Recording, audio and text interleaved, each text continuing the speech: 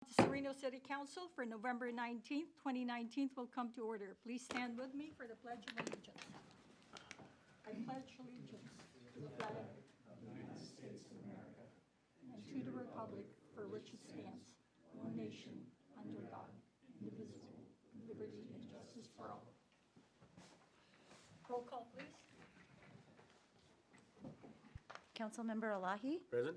Councilmember Labouvet. Present. Councilmember Luthold. Present. Mayor Pro Tem Lawler. Present. And Mayor Turner. Present. Thank you. Terry, are there any changes to the orders of the day? No? Okay, our first order of business is presentation, and we have two. The first one is from Director Gary Creeman, an update on Valley Water.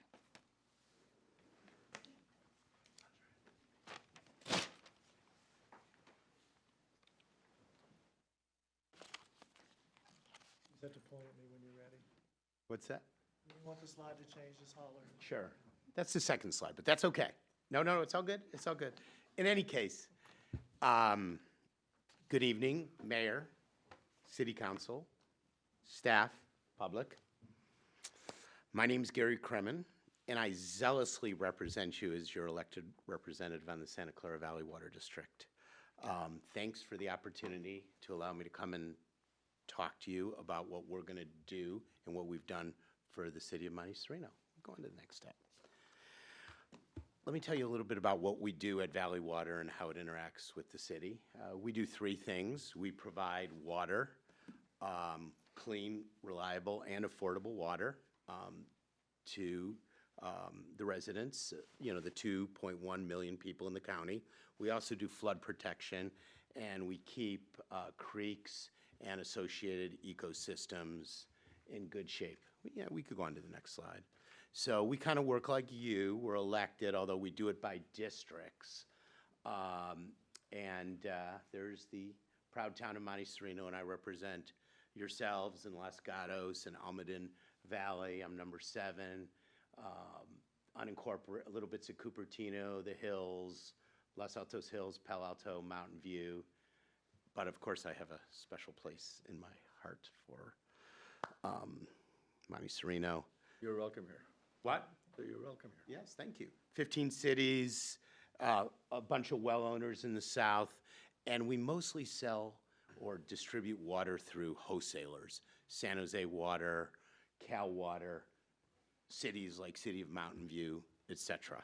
So we really don't usually come and bug you, and you might see us in some of the 5 watersheds. So we can go on to the next slide. So you're probably wondering where your water comes from. Well, it comes from a bunch of different places. Most people don't know, but most of our water comes from out of the county. Is anyone here ever driven down to LA? You ever see those canals and stuff like that when you drive over them on 5? Well, that's where about 55% of our water comes from, those canals in far northern California, mountains like that. We take it out of the Delta and pump it out in Pacheco Pass or a place in Alameda County and bring it here. Also, there's some Hetch Hetchy water, not down here, but in the north part of the county. There's also water that rains. We call it surface water and groundwater, which is the water underneath us. That's like our big storage. We do have some reservoirs and dams, Anderson Dam, and we're building the first new dam since 1955 in Pacheco Pass. That's if you drive from Gilroy to Los Banos. That we just got a $484 million state grant that we don't have to pay back, which is good. So it won't hurt your rates or anything like that. And then we kind of consider conservation, and we have some conservation offers for you tonight. It doesn't cost you any money, so offer is probably not the right word. And we're increasingly doing recycled water, which is taking water from sewage and turning it into water quality that's even better than distilled water. And I've drank in it several times. I was in Valley Med, but no, it's really good. It's actually really good. Why don't we go on to the next slide? Okay.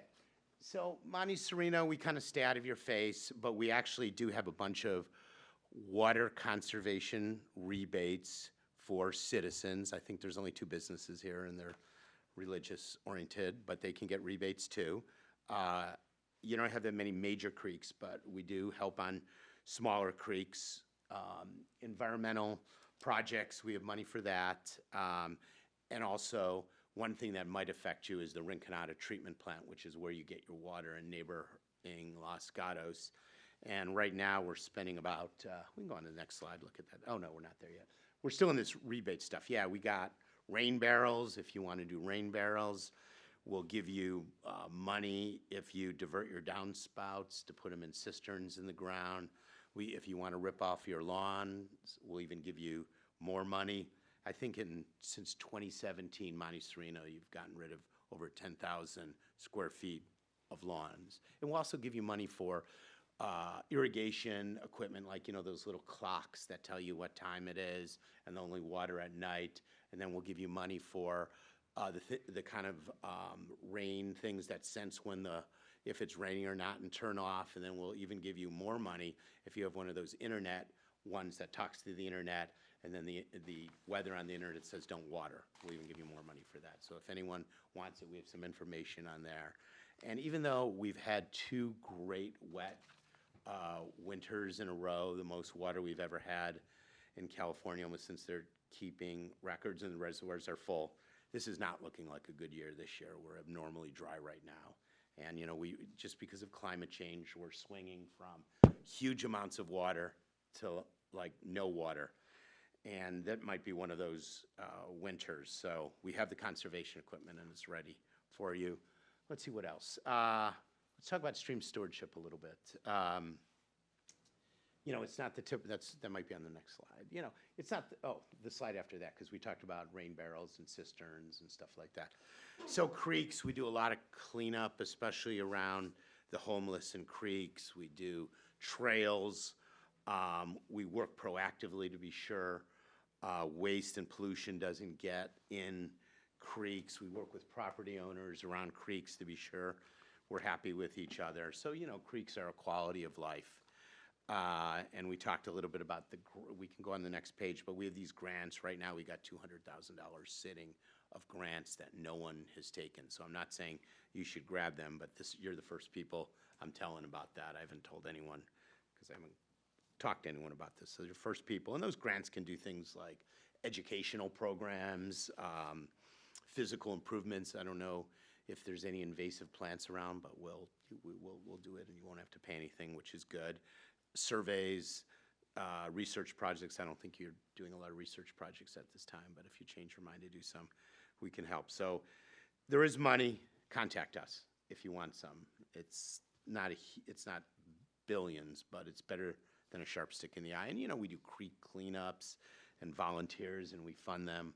Let me move on to our treatment plant to talk a little bit about, because some of you might have heard of it. It's the next one after. Yeah. So this is pretty close to you. In next door in Los Gatos, which I actually also represent. This is like this super old water treatment plant, which takes not clean water that is not as clean, what we call untreated water, and it runs it through a bunch of filters like activated carbon and flocculation, which makes any dirt, which there's not a lot of it, settle to the ground, and run it through chlorine and ozone and things like that. So it's better than your bottled water. And if we, at our district, when we see people with bottled water, we actually call the police and arrest them. But I don't see an officer here. We only have a fire official here, so you're all okay. Yeah, so we're upgrading this plant because not really to produce more water, but more operational flexibility, because this plant has to be run. So now we can take some of this down, and it's not always up to seismic standards and stuff like that, and it's only costing the taxpayers $300 million. So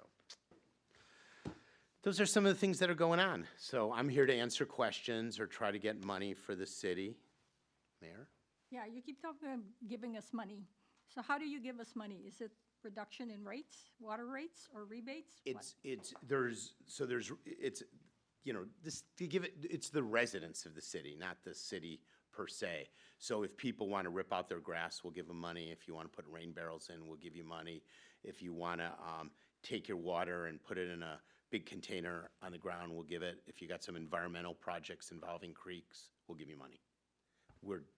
Unfortunately, we can't give you money to the general fund if that's what you're thinking.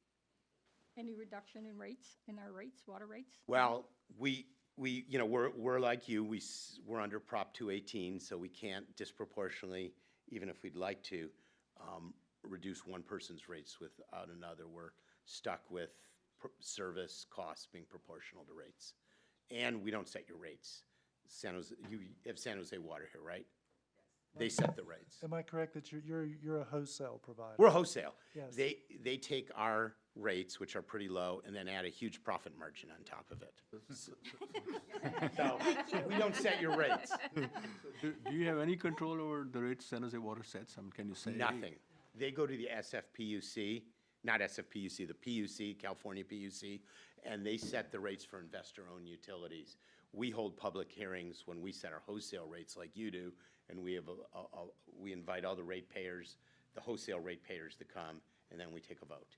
So who do we need to talk to? We need to go to the PUC to influence San Jose Water Company rates?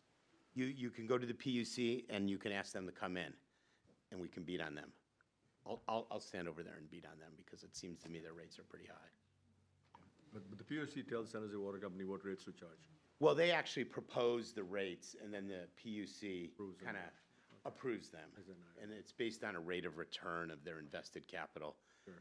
It just seems like their stock keeps going up and up and up. That's all I'm saying. I'm not saying that they're earning too much money or anything. Did that answer your question? Yes, thank you. We can't change your rates, sadly. All right, anything else? Do you want to find out about rebates? Do you want How about to? electricity, the power shutdowns? Do you worry about that at all or not? That doesn't concern you? We've actually been working on that for the PSPS for a year. We do have generators at all our plants. We can probably hold out a week or two. Usually for us, it's keeping chemicals, keeping supplied on chemicals. We're pretty good on generators and fuel, and we're working on better supply contracts to be sure we have enough fuel, because the water is the one thing that can't stop. I mean, it's bad when electricity is out, but if there's no drinking water or there's a boil order, there will be, fighting in the streets. So people in the water industry are the most conservative of all of the utilities. So we try not to let it ever, ever, ever go down. So are you also looking at battery storage or other? Yes, we are. Friendly ways of Backup, backup? and backup that leads into solar. We're really focused. I mean, our board is very actively engaged on this PSPS issue, and not just PSPS, but earthquake, interties to other water systems, reliability, emergency planning. So that's really the forefront of us. We're really into that. Well, thank you so much, Gary.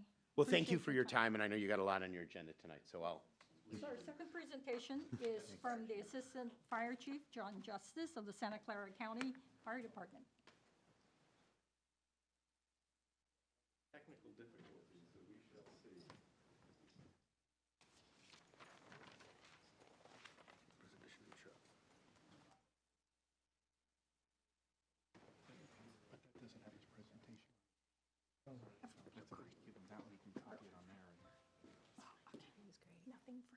Nothing for.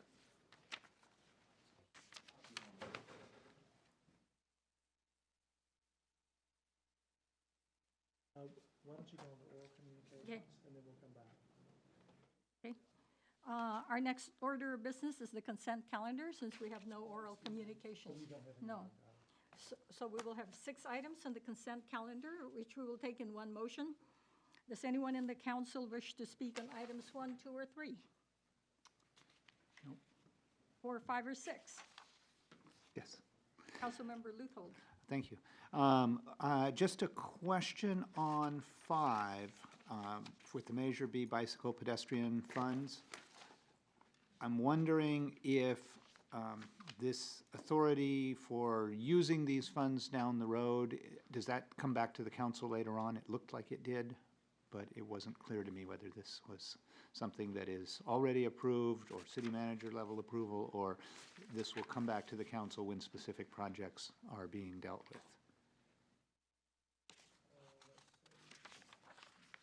Well,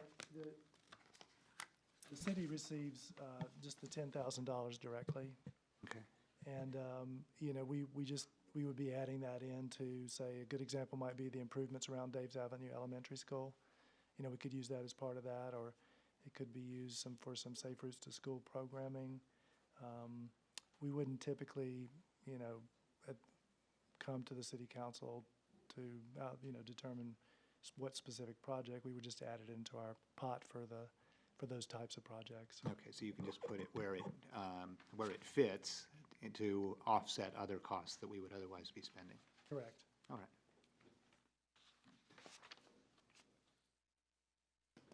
Anything else? That's it. Okay, so do I have a motion to approve items 1 to 6?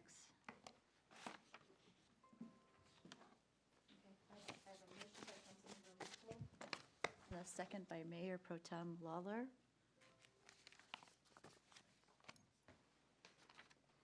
Should be able to vote.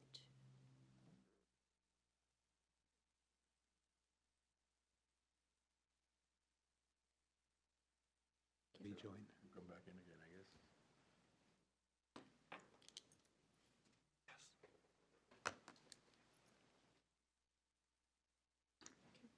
Okay, so all votes are in. And the consent calendar passes 5-0. Thank you. Thank you. Okay, so now, should we go back to presentations, Terry? Please. Okay, so we're going to have our presentation from our Assistant Fire Chief, John Justice.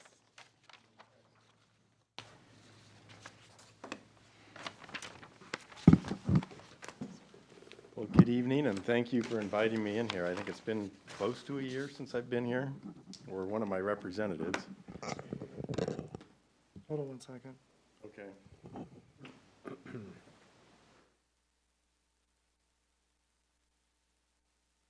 There we go. Oh, it does work. Hold on one Very second. good. Let me get to the whole screen. Thank you very much for that, Terry.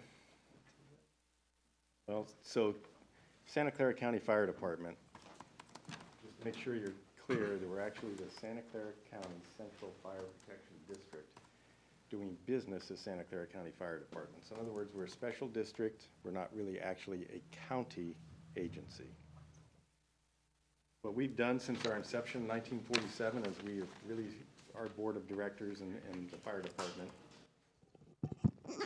we have really striven to be able to be a regional fire agency. And by doing that, we provide a service this day and age that is 7 cities, a lot of the unincorporated county, and some of it's in our district, some of it's by contract. So we've been doing things as a regional fire agency for a number of years. We have grown and we have contracted over the years depending on how cities, incorporated towns, and the county itself, wherever those boundary lines have moved. Part of that has been as San Jose grew back in the late 40s and into the 50s, which is why probably your city got incorporated, the West Valley side of it actually incorporated Cupertino, I think in 55, and the 56 Saratoga, and 57, if I remember correctly, for here. And it's a matter of trying to have your own local control. So our district has moved, shaped, depending on who's done what over the years. Go ahead and go to the next slide. I do want to mention that we are an accredited agency, one of the first in California about close to 20 years ago, and we're up for reaccreditation again going into next year. And the reason we do for that, it's really our dedication to excellence. And what it allows us to do is kind of have our own culture of continual improvement. We get independent verification and validation of what it is that we do. And we're driven by tangible data, essentially. We're very data-driven. Go ahead, Terry.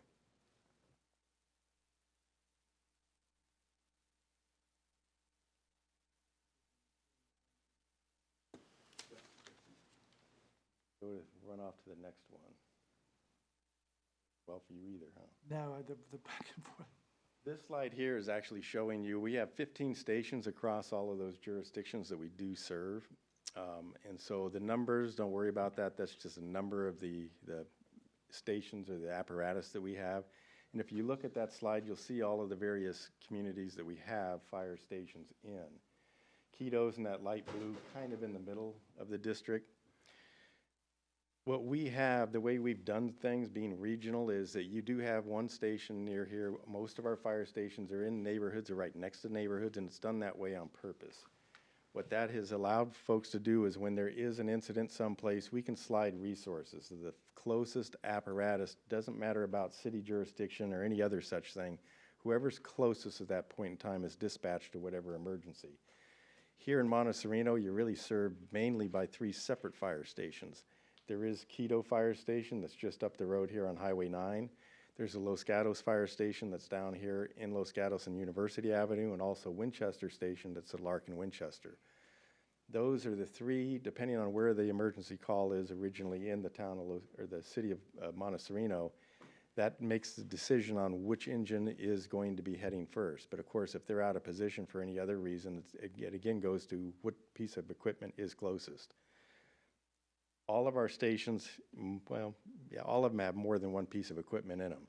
And it's done by that way, by design as well. And do you need an engine? Do you need a truck? Do you need a rescue? Do you need a wildland piece of equipment? So depending on what the emergency is, we've strategically put the pieces of equipment across our stations as far as to best serve all of our communities in a regional manner.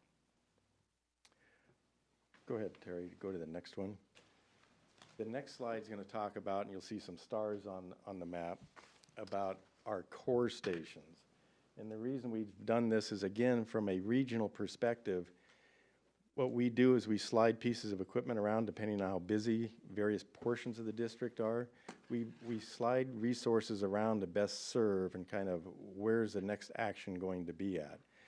Being that we have 15 stations and 19 pieces of equipment that are in action every single day, it's a matter of being able to float those things across various jurisdictions. When you have fires here, which is kind of rare in Monte Sereno, you end up getting resources that come from the various other cities. So part of the first in due, depending on what part of the city it is, they may come from Campbell, Los Gatos, Saratoga, Cupertino, and so it becomes a matter of we slide those resources around in a manner for regional purposes. Those stars right there are the core stations that as we start to move things, we try to keep those covered so we can still have good coverage throughout the district even when we get busy.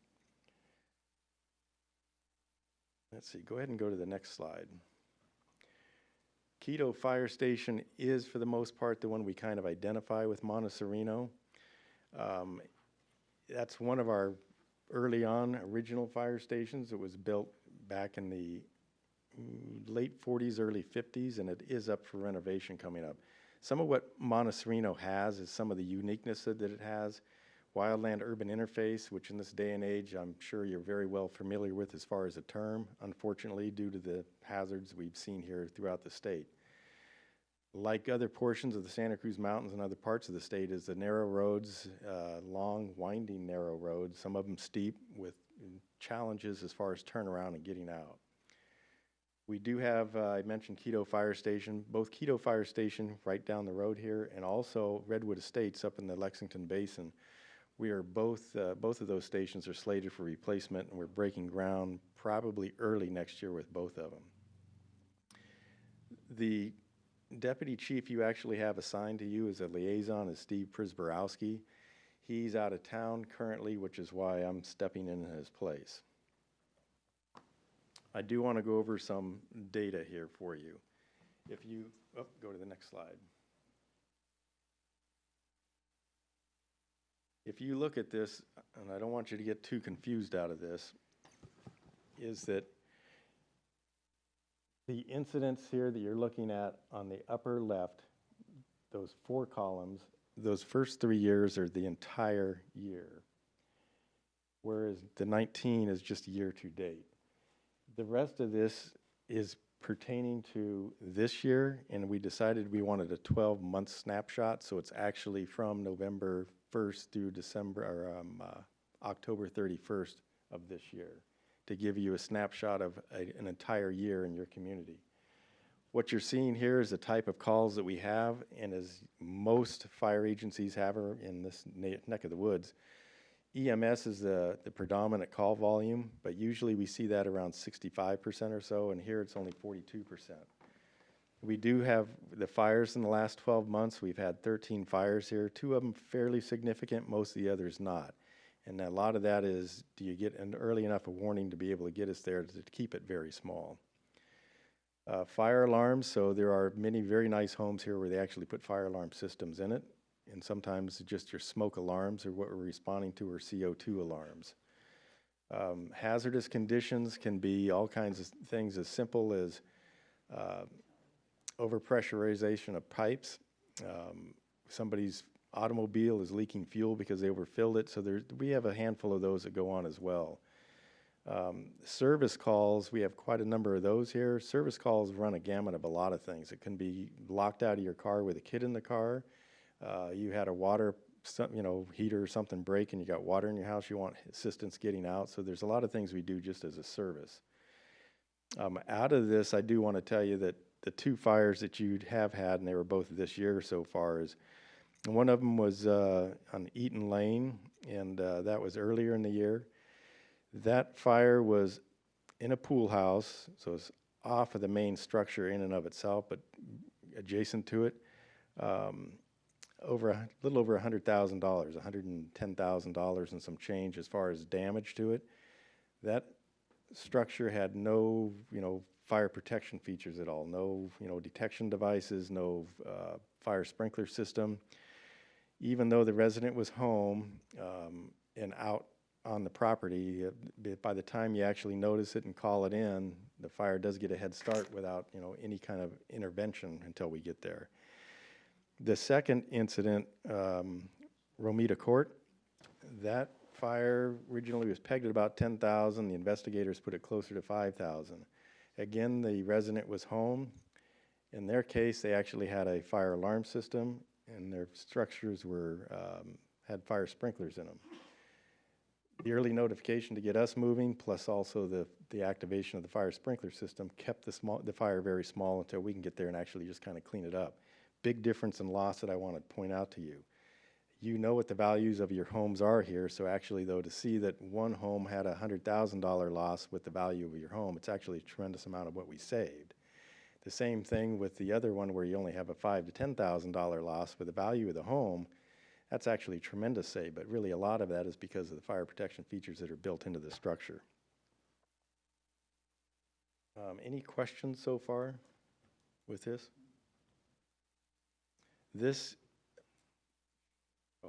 Go ahead, sorry, Terry. The next screen that you're going to see. What was the cause of the fire, the pool fire? One of the fires, they're both accidental, human-caused. One person was doing some work in their hobby shop garage, so to speak, with a hot device and laid it down and walked away to go do something else and started combustibles on fire. And the other one was had to do with vehicles, and again, setting it aside a little bit, walking away and coming back to it. And so both times it's a matter of, it's humans are humans. We get interrupted for whatever reason, walk away from something, and if there's a heat source and combustibles, then it doesn't usually turn out too well. So what you're seeing here is an outline of the city of Monte Sereno, and then the various, see that? No, you can't. The red dots, those are actually where the fires are. Some of these are just outside of the city limits. This is a snapshot through a display processor we have that includes things besides what you actually have in the city of Monte Sereno. So the red ones are fire. Boy, can you really actually see that? Yeah, I was nodding Okay. a little bit. And then the yellow ones are actually fire alarms or smoke alarms. Hazardous conditions end up being, I'm sorry, the pink ones are the fire alarms. The hazardous conditions are the yellow ones. The EMS calls are the blue ones. And so if you do look at, you see what's inside of your city with what's outside of your city and nearby areas, you can see that, there are a lot of hot spots, and actually Monte Sereno is in pretty good shape overall as far as call volume. You should be happy with that. Healthy citizens. Go ahead, Terry, unless there's questions, go ahead and go to the next one.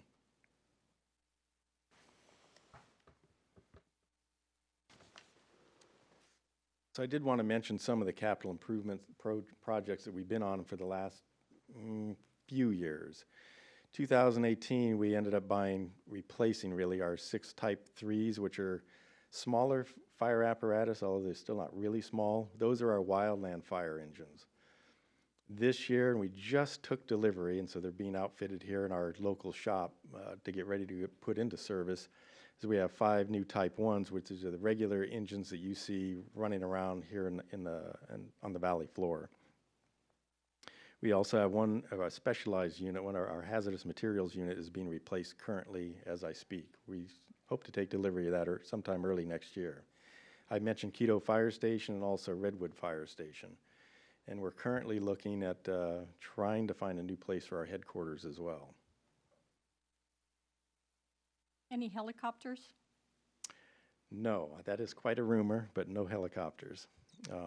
CAL FIRE is the only one still in this vicinity with a firefighting helicopter. How about drones? Funny you mentioned that. We actually do have somebody that utilizes a drone on our staff, and we're meeting with CAL FIRE to go do some aerial footage of some of the work they're doing along Highway 17. We don't use it for anything as far as response to emergencies at the moment, but we do use it for other planning purposes. So the partnerships, something that you may not be familiar with, and you probably shouldn't be necessarily, is County Fire is actually the Santa Clara County Fire Rescue Mutual Aid Resource Coordinator for this OP area as it's known. And we've been doing that by vote for probably the last 30 years or so from the other fire agencies in this county. What that really means is whenever there's significant incidents in this county, outside of the county, all of the fire agencies in this county contact us through our comm center with what their needs and their desires are, and we rotate not just my equipment, but anybody's equipment throughout the county to see that we can make their needs met.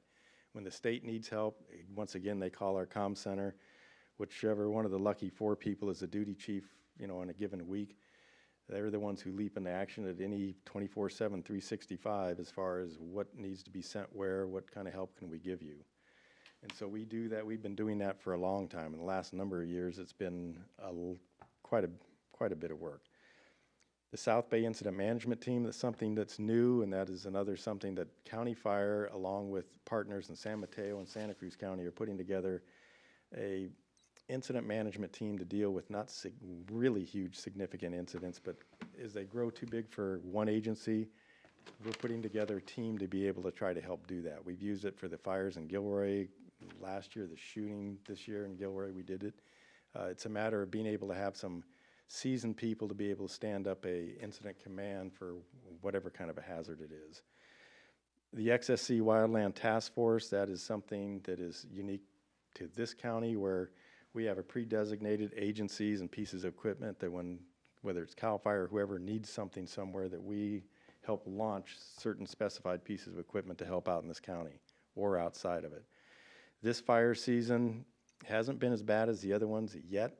We're entering, the east side of the county is entering red flag coming up now. A lot of the North State is, and Southern California is also hitting some red flag stuff. Here on this side of the valley, Santa Cruz Mountains, we're not in a red flag warning, and it's not predicted to be. Other parts of the state are. What's saving us from a red flag is, if you've noticed, that the marine layer is kind of here, the relative humidity is pretty well up. What we have witnessed in this year for fire season, somebody did mention the public safety power shutdown that PG&E's been doing, so we had numerous of those here in the county. How does that affect us? Well, Santa Clara County, by contract, we actually manage the county's Office of Emergency Management, which we run their EOC for them.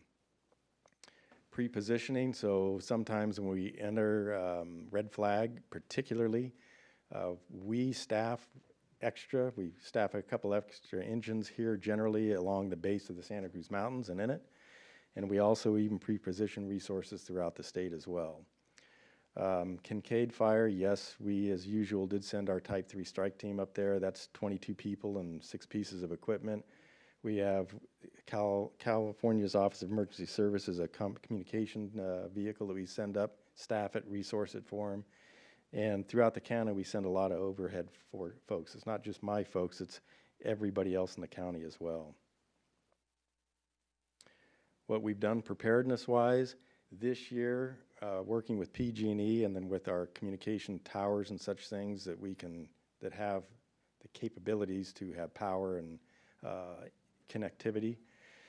6 new wildfire cameras throughout the county here to be able to see what goes on. We've already used them with some of the fires that we've seen here in San Jose. They haven't gotten big enough that made huge news, but it does help us pinpoint fires that are out in the remote areas. The shaded fuel break is something that's a CAL FIRE project that we're assisting with. The MOSES unit is something that's very unique and very new. That's the Mobile Operational Satellite Expeditionary System.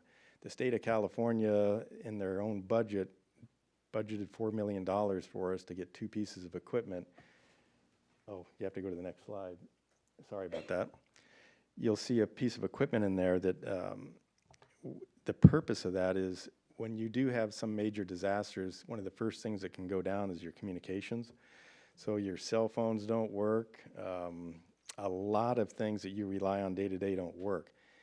This device, and we're getting 2 of them, and the rest of the state is waiting with bated breath to see how it functions and works, is it actually through a satellite link, and then its capabilities here is it throws out a mesh network to be able to light up an area so that you can have connectivity. And so people are very excited about that, and we hope to take that early next year, 2 of them. Let's see. Go ahead and go to the CWPP. I do want to mention that. The city of Monte Sereno did adapt their annex, I think it was number 9, in the countywide community wildfire protection plan earlier this year. I do want to thank you and commend you for that. That is one of the driving documents for all of the communities as far as what their citizens, what their desire was when that was originally written. Hopefully this next year we're putting together teams and working with some other folks to be able to, whether it's north, south, east, west, countywide, or a little more narrowed down in communities, we'll see.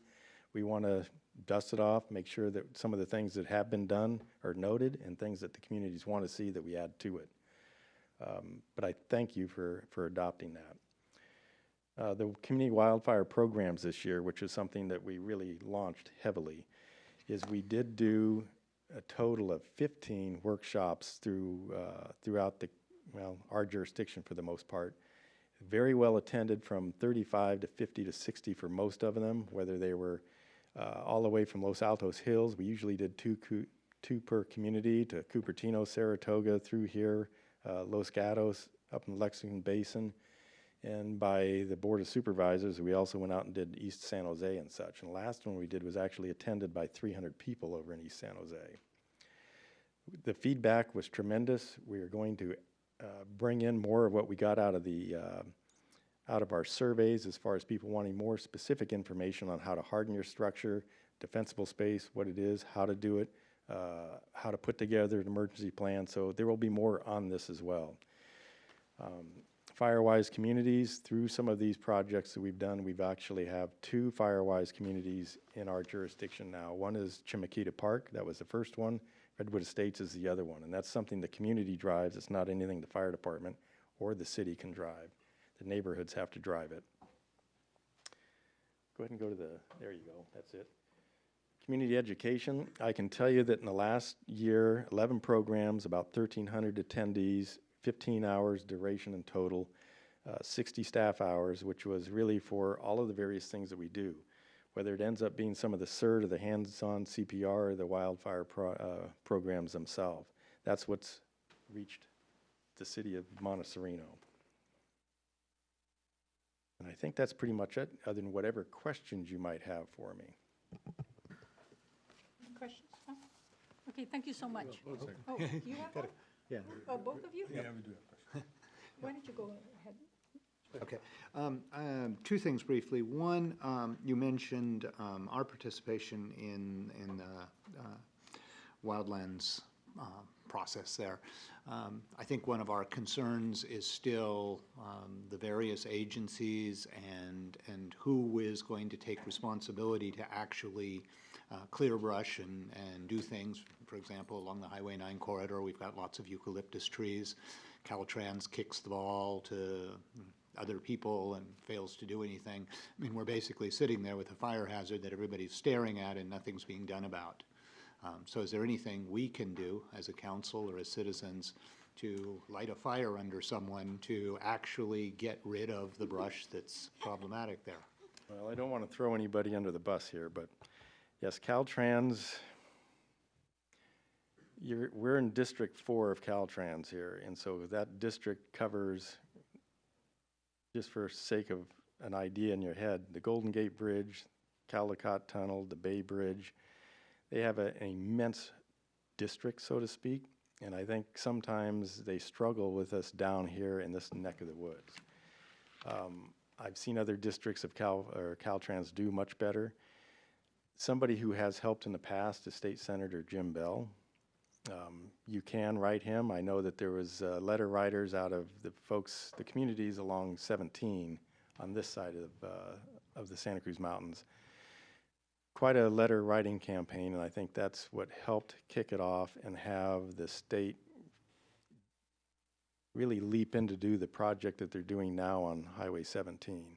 You're probably all aware of the work that is really from Main Street along Highway 17 all the way up to the summit on both sides of the road. It's not done yet. It's a massive undertaking, but that is a project with CAL FIRE, Caltrans, the Fire Safe Council, County Fire, to make that happen.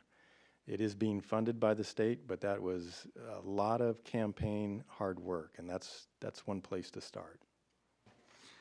So that's something, obviously, anything that we can do or that can generate interest along the way, we want to participate in, because we want to see that continue to improve. I will well, I can guarantee you that, because we are continuing really to strive with the CWPP with projects that we want to see done. And so unfortunately, with the fire seasons we've had in the last number of years, we have a lot more interest from citizens, which is tremendous, because it's not just what the fire department can do, it's what can the citizens do to help themselves. We as the fire department can't fix and cure everything. Part of it is the ownership that landowners have with helping themselves. I guess the concern here is, I mean, the landowners, we in the city can incentivize people and push to do these things, but then we're stuck with the Highway 9 and Caltrans ignoring it, and so that's been an ongoing concern. So anything that we can help provide, or our citizens can help provide, if it's a letter writing campaign or other things here, we'd love to see progress there, because it's one of the things that we can't control. Mm-hmm. And I will let Terry know as things change as far as where things are going through the state in this case. All right. The other thing is, you mentioned the mesh network equipment that you're working with. Is that going to be for emergency communication only, or is that going to be broader than just the emergency communication? It's designed for emergency, and so whether you have an earthquake or whatever the disaster is and communications are being taken down, or actually even if we know that there's a PSPS in an area where it's going to affect some of the communications, if we know that ahead of time, we can theoretically put them in place to light something up before it goes dark. Okay. But that's for your emergency communications only, or that's going to be for That's broad? actually for everybody and everything. Okay. And then is there any mesh network that is already existing, just peer-to-peer, that you've looked into, that's recommended, or kind of not officially recommended, but a way to go? I know there's an app, Fire Chat, out there that's attempting to set up peer-to-peer. I'm not educated on that. That I don't know. Okay. Maybe something that we could look into, because with the wireless networks that exist and the cell phone peer-to-peer communications, there are definitely some companies out there that are trying to set up kind of independent mesh networks that are designed to fill in the blanks in an emergency, but they're going to rely on having enough coverage in advance, downloaded and ready to go. They're going to be relying on probably that the cell towers are up and functioning. Some are and some aren't. So the big difference between my communication systems that I have, being public safety, is that yes, they are lit up by PG&E, but then they also have backup power and generators and such, whereas there's no such requirement and such thing for AT&T, Verizon, or anything else that you have a cell system someplace that maybe it's only PG&E, maybe it's an hour or two of battery backup, maybe some of them do have generators, but is it for 3 hours, 5 hours? There's nothing in the state of California that mandates anything for that. Yeah, I guess the idea with the true peer-to-peer is that it's not the cell system. Oh, okay. It actually sets up the network from phone to phone directly, or from Wi-Fi network to Wi-Fi network. Of course, you still may need electricity to do that, but, so there seem to be some options out there. Might be something for the fire district to look Actually, it is. into, because it's going to take a lot of people having it downloaded in advance to make a meaningful mesh network. Councilmember Elahi? Yeah, I just wanted to follow up with Council Member Luthol's suggestion that we could help if you guide us. I think we need your guidance if you have to lobby the right senator for Caltrain or for eliminating fire hazards along the way. Is there some lobbying outfit that you guys have? I assume you do some lobbying that could interface with us. Let us know, hey, this is an issue that has to do with fire safety. You guys need to call your legislators and push them. We have done some of that lobbying and such through the Board of Supervisors, through some of the other legislator members when we actually, they come to us to have some discussions and yes, what we want to see. I think today you have better success and luck with it right now than you would, say, 2 to 3 years ago. The state of California is putting a lot of money into it, but it is a matter of where is it that they want to focus that energy. And so the letter writing campaign generally would work pretty well, in my opinion. But we need to know. So if something's coming up and say, hey, this is what you guys need to focus on, we can contact them directly ourselves or have the citizens contact them. But if it comes from you guys saying, hey, this is an important issue, that would be very helpful. I can do that. I can reach out to just staff open members and such communication, for yeah. these folks. The other question I had was all these power shutdowns, PSPSs, apparently has to do with the trees and the wires being too close together, and there's a concern because of the wind, the wires might break and you get a huge electric fire going on. Is there any organization, state organization, you guys or anybody else who goes and can monitor and go tell PG&E, hey, that particular wire line is too close to the trees, go cut it down? Or give them some citations or push them, or are they just doing it on their own? Isn't that something that would prevent fires if some agencies like yours got involved? There are laws in place, although I don't get to enforce those, that the distribution lines have specified distances to trees and such. Evidently, PG&E may be behind quite a bit on some of that, and so it's a matter of, I guess, they're going to the PSPS, and that if they can't clear what they need to do, then guess what? We want to kill the power. Some of the other isn't just necessarily the trees, it's a matter of what's on the ground near them. If the high winds take the line down, what happens with an ignition is if there's no wind, the ignition moves slowly. If you have 40, 50, 60 mile an hour winds behind it, it takes off in a hurry. And I think that's part of the reason they're killing the power is they can't control what would happen with an ignition. Yeah, no, and that's the unfortunate issue. I'm just trying to figure out if some way a fire department could get ahead of this and go around checking out on some of those things and say, hey, this wire is being neglected, needs to be taken care of. And some surveys are done either by drone or by trucks, because that would be one way of trying to get ahead of the whole situation rather than just leaving it all to PG&E, who's in bankruptcy and probably doesn't have, has some incentive. It's easier for them to just cut the power off. Well, it's not in my lane, so I would have to take somebody that's focused on other things that I need done and say, hey, go do something for PG&E, and that's... Well, you're not doing it for PG&E, you're doing it for everybody else who's in the line of fire. But, I'm not suggesting you guys have the resources right now, but this may be something that needs to be moved up, so you get the resources to get this done. Duly noted. I'll see if there's anything that we can do with PG&E. Okay, so any other questions? No? Well, thank you so much, You're welcome. Assistant Fire Chief Justice. Thank you, sir. Thank you for coming. Okay, so let's now go to next item of business, which is unfinished business. And it's the application for SB2 planning grant. Application to the State of California Housing and Community Development Department for SB2 planning grant program. So do we have a staff report here? No, I mean, the city planner, Jeannie Hamilton, is here to answer questions, but as the council knows, this item was brought before them at the last council meeting, and Jeannie Hamilton, our city planner, made a presentation, and but at the end of the discussion, the city council asked that it be returned for further consideration, and that is why it's back on your agenda. Okay, so is there a council member here that wishes to speak? Let me start on this side. Council Member Elahi? I think we spoke last time also, the recommendation by the staff seems to be appropriate. It's a matter of just getting the funds so that we can do the planning and use it for planning purposes. I would suggest we sign on and get the $160,000. There's no downside that I see in this particular process.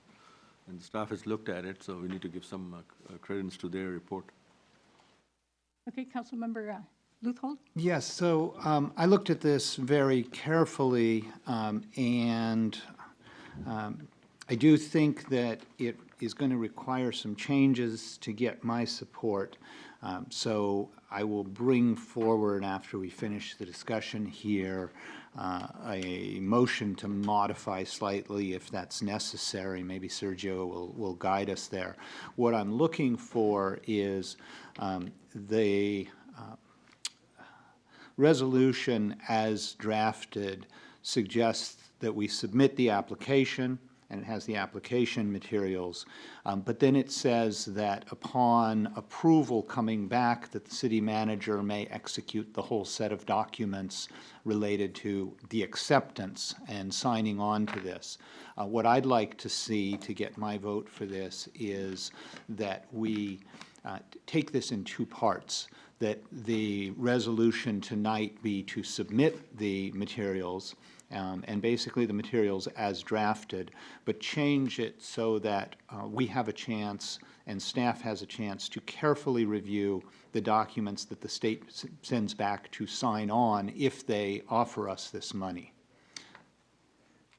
Certainly, the council would be entitled to make that sort of modification. Typically, though, for state-funded planning grants, they provide a model resolution for the council to adopt, and specifically what they're looking for is a single resolution that makes clear that the submission of the grant's authorized and the execution of the grant agreement is authorized.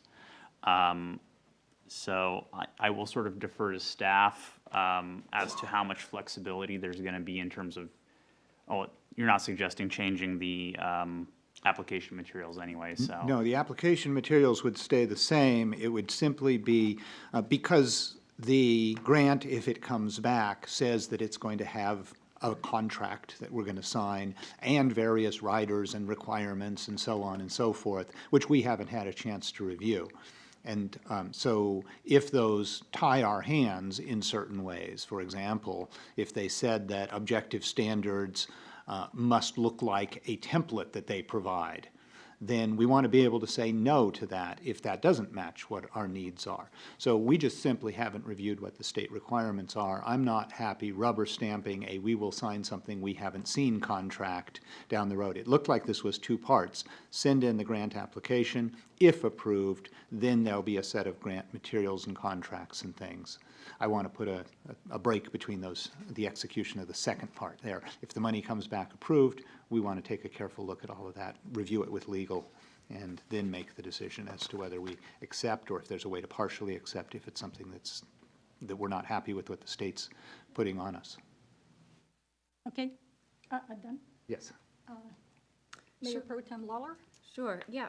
Okay, so I was looking at all the language and reading through various things, and there's a couple of things that bother me about this. And the language, there's a lot of use of phrases like streamlining to limit discretionary review, or being able to subvert discretionary review completely. And I'm a little concerned about how that would subvert local authority.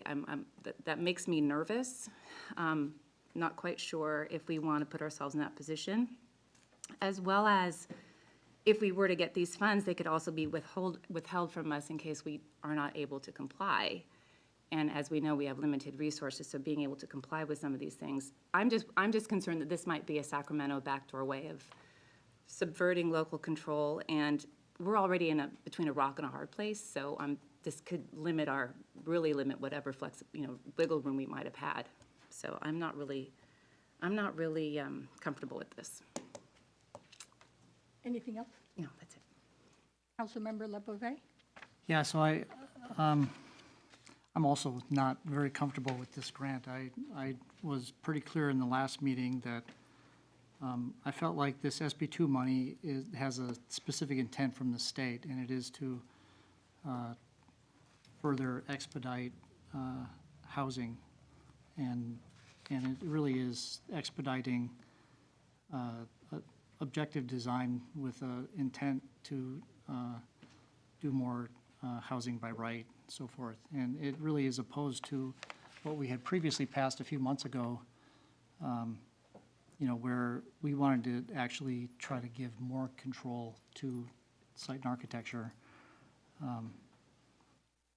And that was a 5-0 type vote. So I'm just very nervous about this. I mean, if we go down the path of saying, hey, let's take a peek at what the terms are against this money, it just seems like a dangerous way to go. And even if we did, the contract came back and we took the money, I just feel like there are going to be strings attached. And so I guess the question is, should we proceed and take a look and see what it costs us to get this money and see what the contract terms are, or, but I'm just very nervous. I mean, for me, the intent of SB2 is to accelerate housing.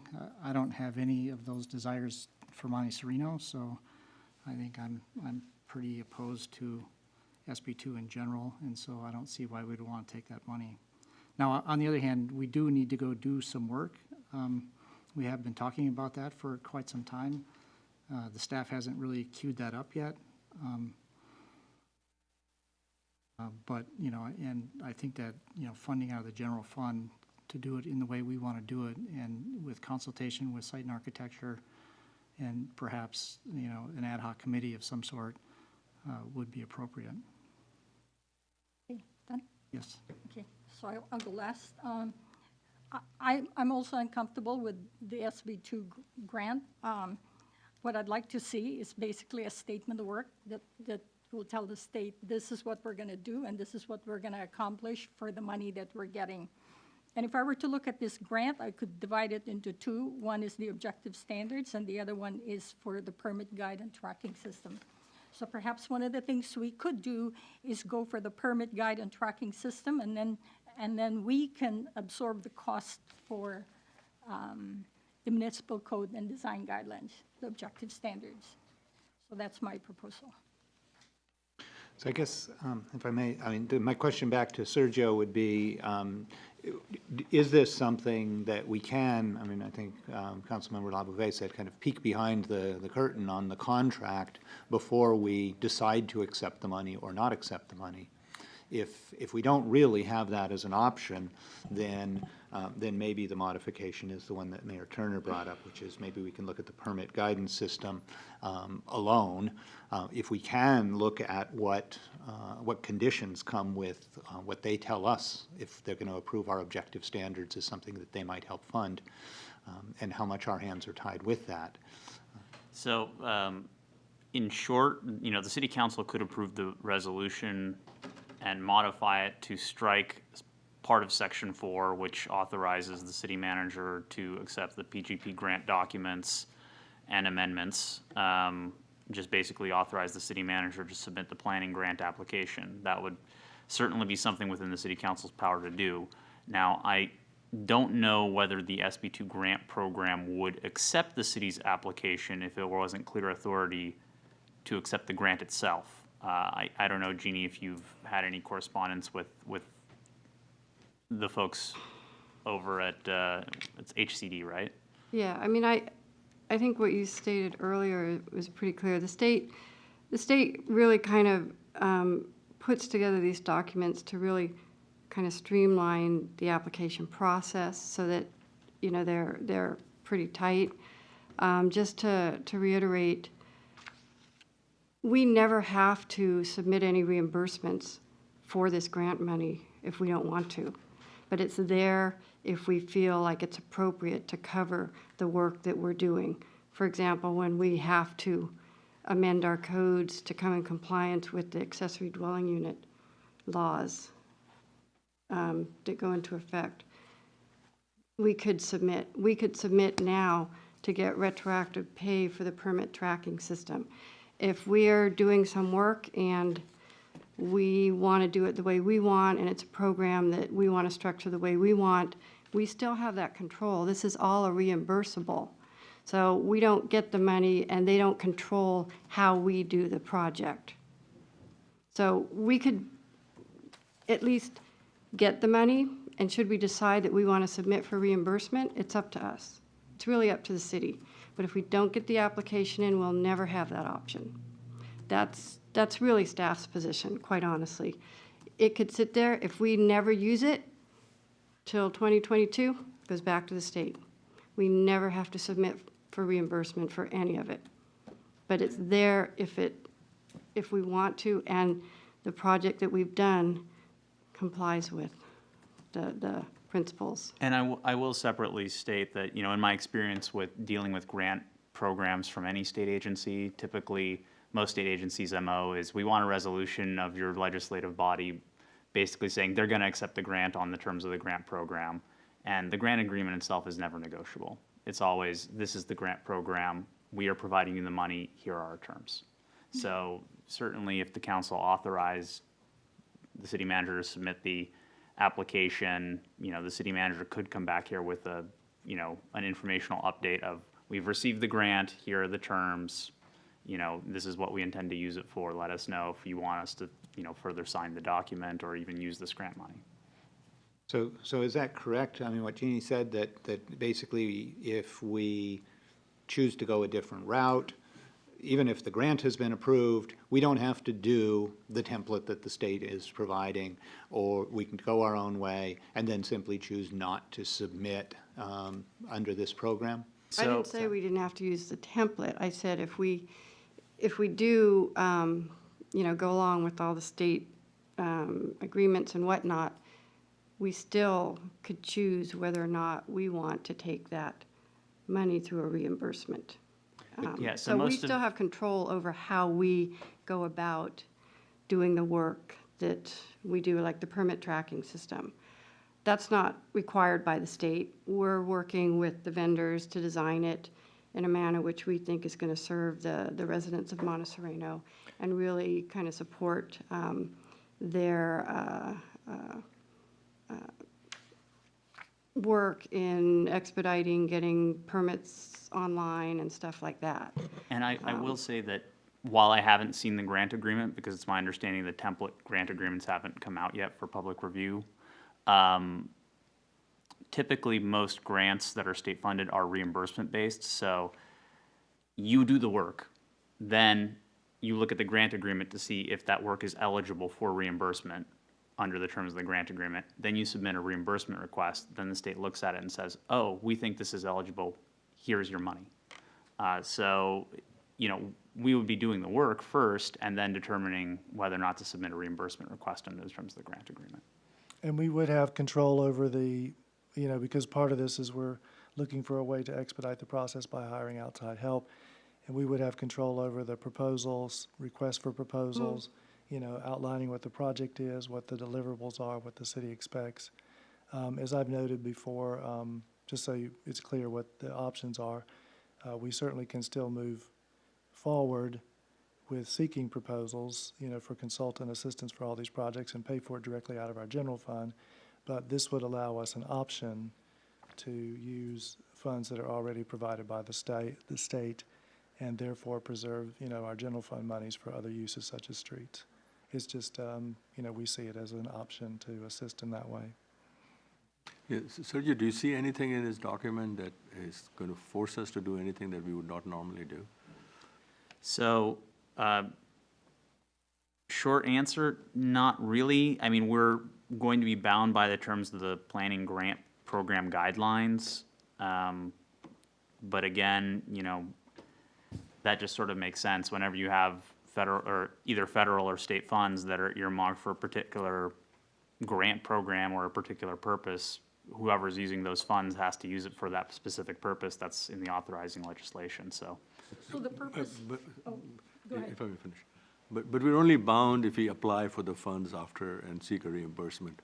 And the requirement is that the work we did was according to their template. If we choose to do some other work, we'll never be able to apply for reimbursement, and there's nothing. Yeah, exactly. Basically, if we, I mean, we do the work with our own money, and then we seek reimbursement under the reimbursement grant agreement after we've done the work. So if our work is ineligible for reimbursement, then the state just doesn't pay. That's usually how it works. So basically, we do the work that we want to do. And we won't do it if it's something that is not, not in conformance to what our standards are. Yeah, so I mean, basically, for most grant agreements that go before the state says, you're applying for a grant agreement, tell us what you're gonna use the money for. We submit an application that says, here's what we expect to use the money for. And then the state comes back with a grant agreement and says, all right, here's the permitted uses of the funds, here's the project description you submitted. If you don't do what's in the project description, usually the grant agreement says, or if you violate what the restrictions in the state statute or federal statute for the use of the funding, the grant agreement will say you don't get paid. That's it. So, can I go? Yeah, go ahead. So we did already define some actions and deliverables and so forth here. And so if we don't stick to this, the way you described the procedure is that they're gonna basically look at what do we propose, does it meet the guidelines, and what did we end up with at the end? And so if we veer too much from the existing statement of work, then it just would not be eligible? Is that what you're saying? So I don't know the answer to that because again, I haven't seen what the grant agreement is going to say. But in my experience with state-funded grant programs generally, typically, yeah. Because So the pavement improvement program, and so did we do the work and now we're applying for reimbursement on that one? Because the contract is here and this contract is, eligible use of funds is pretty specific about what applies and doesn't apply. And again, this is a totally different program, but I'm wondering if the templates are similar in that. Well, the pavement, I'm confused. This has nothing to do with the pavement. Has master nothing to plan. do with it, but I'm looking at this contract and there's clauses like, however, the recipient must obtain VTA's prior written approval for such Oh, for the EV measure. project, and basically there's a whole list of things that might qualify for the funds.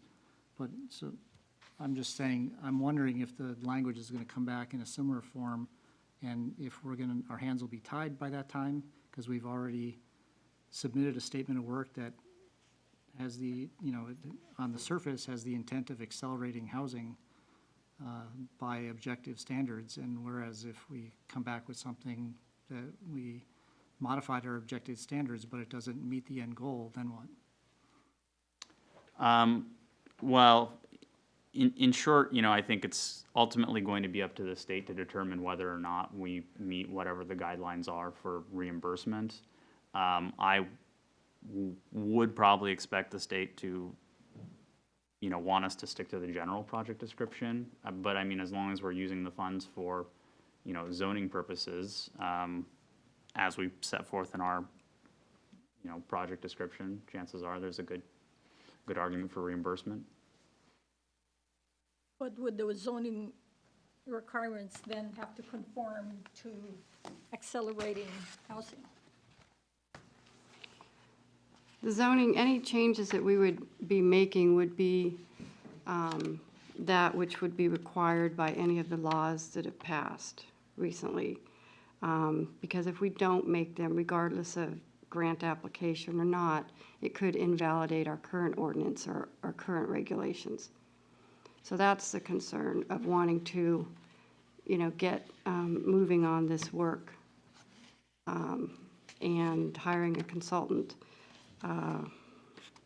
Again, we're not looking to do work that wouldn't otherwise be required by state law. So I think Sergio can talk to whether or not if we don't do the ordinance modifications and get them in effect in a timely manner, what that would do to our current regulations. I think Jeannie's description of work is actually pretty good in a couple of areas. I mean, in the ADUs, we're going to have to comply with state law for what our ADU law ordinances look like.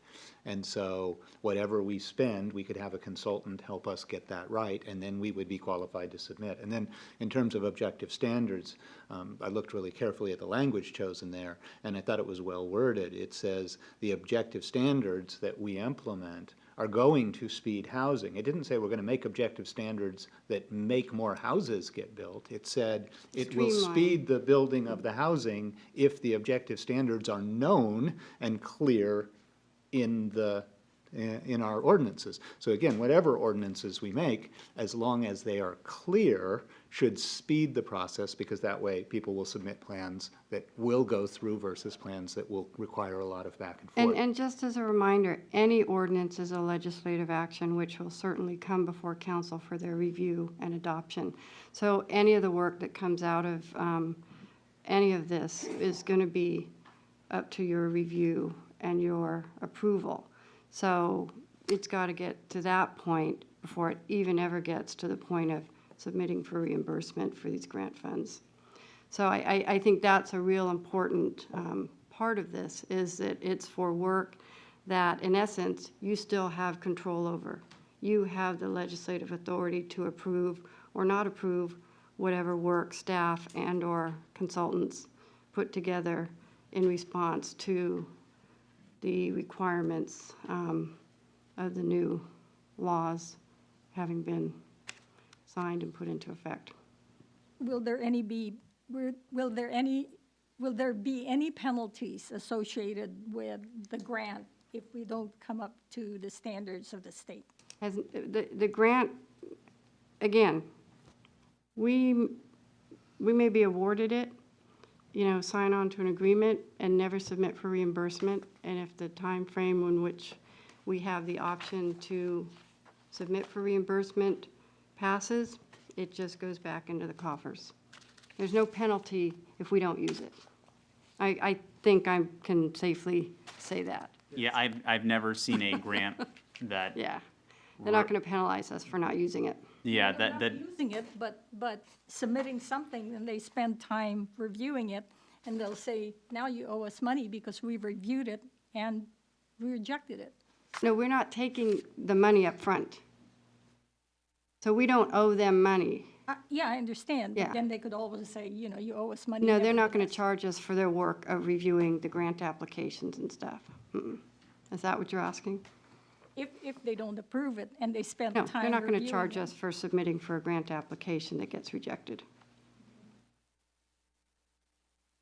So I guess my question is then, in this 21 elements housing element fact sheet that's on the next agenda item, it does say that the state holds the right to withhold the funds if we don't comply with our RENA numbers. We don't know what our RENA number, or we don't comply. Those haven't come out yet. Those haven't The come out next, yet. the next so- RENA numbers haven't come out yet. Is that what? Right, and I don't know the next agenda. the housing elements and the regional housing needs allocation, that has no relationship to this. Well, it says that they can withhold SB2 planning grants. It says right here. Oh, currently, we are in compliance with our housing element and stuff like that. Yeah. So this is not going to have any impact on the future? I mean, my concern is that if we accept these funds, or I know, if we decide to get reimbursed, is there any I think in this case, obligation on our end? in this case, it's related to the accepting funds related to housing elements. And the work that the 21 Elements Groups does, which is the reason why it's part of the next item, is because it's basically a planning collaborative. Oh, that's the planning collaborative. Yeah, Okay. which has no relationship to this work. Well, but it was something that they talked about. What are the downsides? And that is those funds can be withheld if we don't comply. Like, not, Yeah, I think the that's current another string that's SB2 attached. fund applications do ask for documentation that you're in current compliance with, your housing element is in compliance, as well as you've been identified by HCD as in compliance with the annual reporting, and we are on a list of in current compliance with the state. So that was backwards looking. For us to submit now. Right. We need to be qualified, and we are. Right. So it wasn't a future-looking saying, if you aren't in the future. Just this- But the the RENA idea that, Yeah, but the RENA allocation is for 2023. No, they're backwards looking to the last one and saying, we're in compliance on the last one. It's like if you don't have the money, if you don't get it, we don't have the money, it doesn't really matter. So if you're not in compliance, we don't get it. But if you don't apply, we don't get it. So, there's no risk in applying for it and then making sure you're in compliance with things that we can comply with. I mean, if we want to violate the RENA elements, then obviously we won't be able to apply for it in the future. But if the city runs itself under state government regulations, we will be eligible. It's more, we have to convince them that we're eligible. It's not like they're going to fine us for not doing it. So we have the money, we use it to make sure, hire a consultant and do things the right way, and that's what we need a consultant for, to make sure that when we submit the application, it's in compliance. And then the work that the consultant or whoever is going to do is going to come before us, and we can say, no, this is not a project the city is interested in, and we don't do the work. Then we never there's no apply for loss it. of local control. Yeah, there's no loss of local control because, we've already lost local control because of other state laws, but this is not going to cause any further loss of control. It is just, are you good enough for us to give you the money or not? And if you're not good enough, we're not going to get it. And as I said, through the request for proposal process, we, would clearly define what we're looking for in terms of the project, and that we do have full control over. Yeah, I think for me, again, if we proceed with this, we should proceed very, very cautiously. And so it says the application, when it comes back, we've got 30 to 60 days to apply for it, so that should give the council enough time. There's clearly enough meetings in that time period to take a look at the language and see if there's anything there. Furthermore, the way the timeline works on the grant, the RFP will be drafted by January 6th per this schedule. We definitely want to dig our teeth into that RFP and make sure that whatever consultant we get and we start working with, we have a vision match in that regard. That's what it's Want to be focused on. very, very careful with That's what this. its focus should be.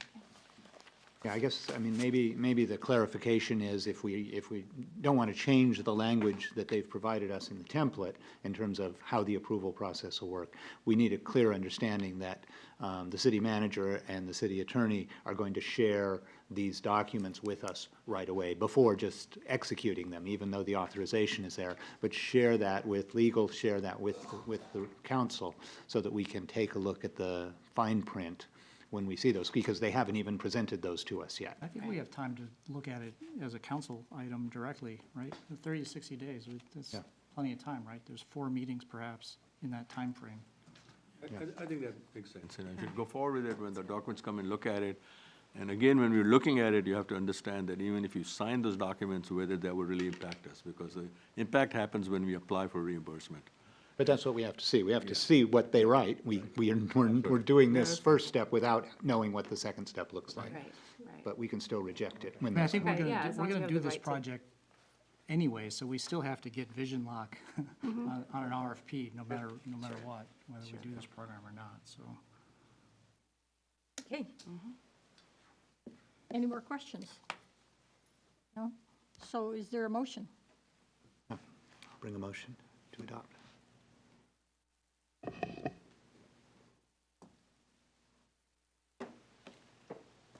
Okay, I have a motion by Councilmember Luthold, a second by Councilmember Alahi.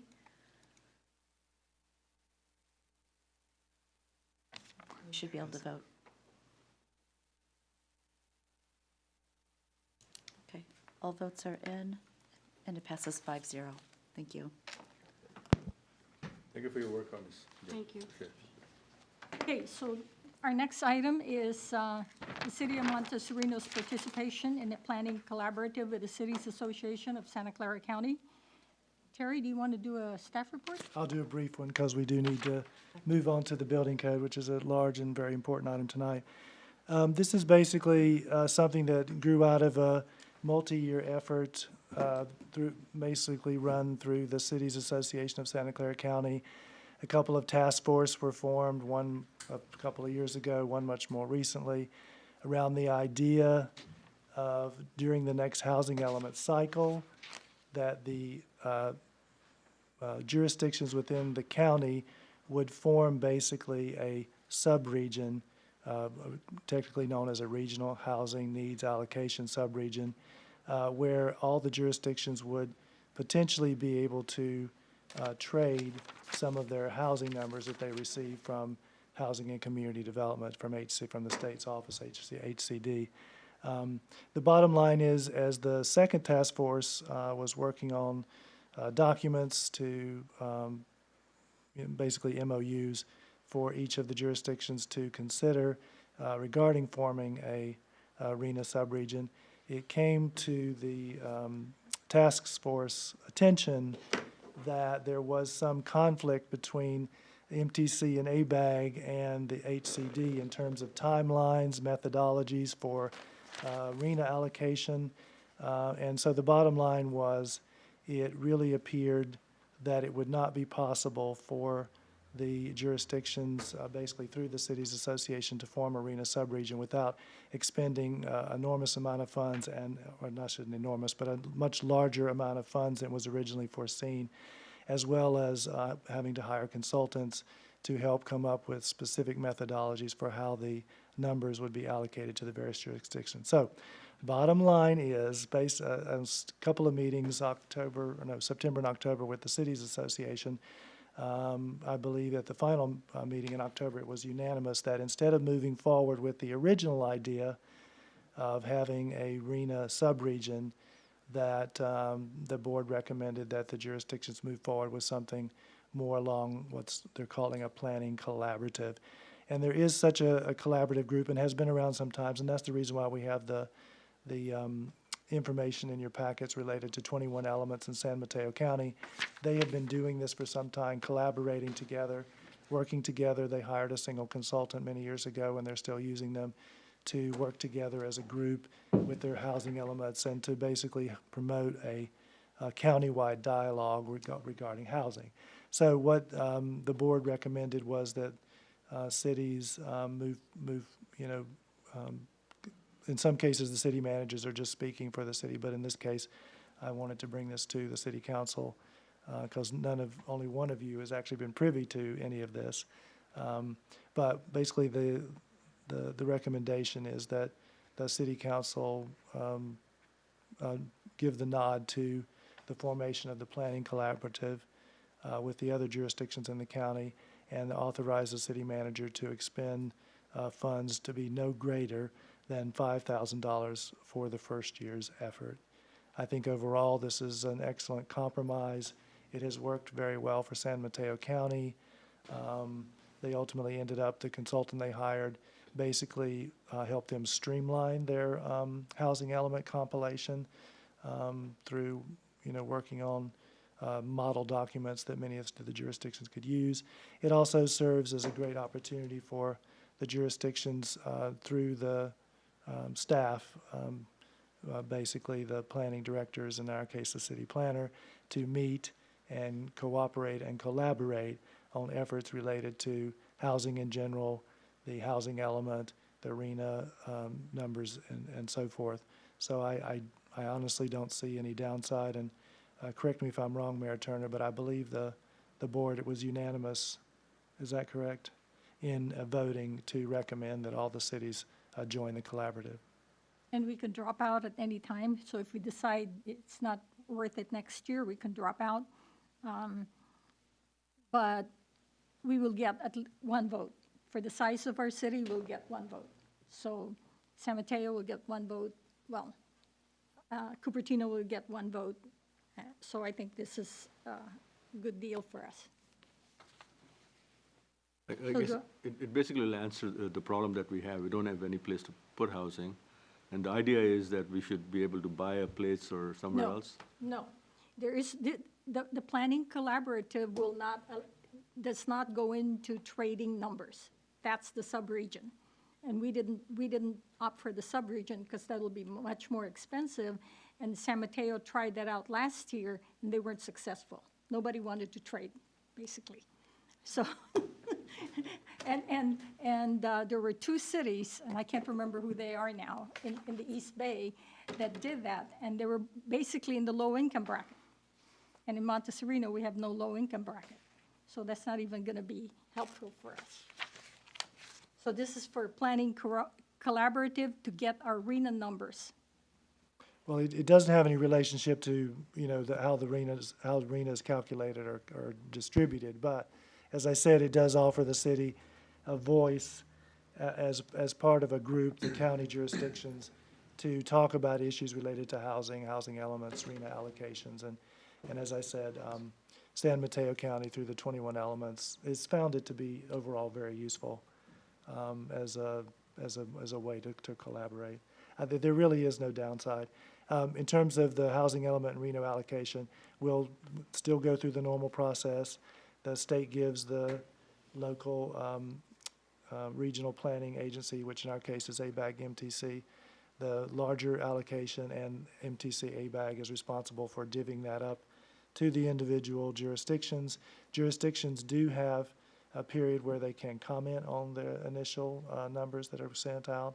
I imagine this cycle we will have less ability to do that given the state laws and the direction the legislature has been leaning, but we still will, that process will still be preserved where the draft allocation will have some review by all the jurisdictions before we send our comments back to MTC and ABAG.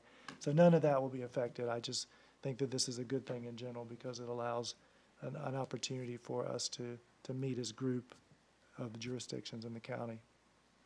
Guess we're just buying a seat at the table, basically.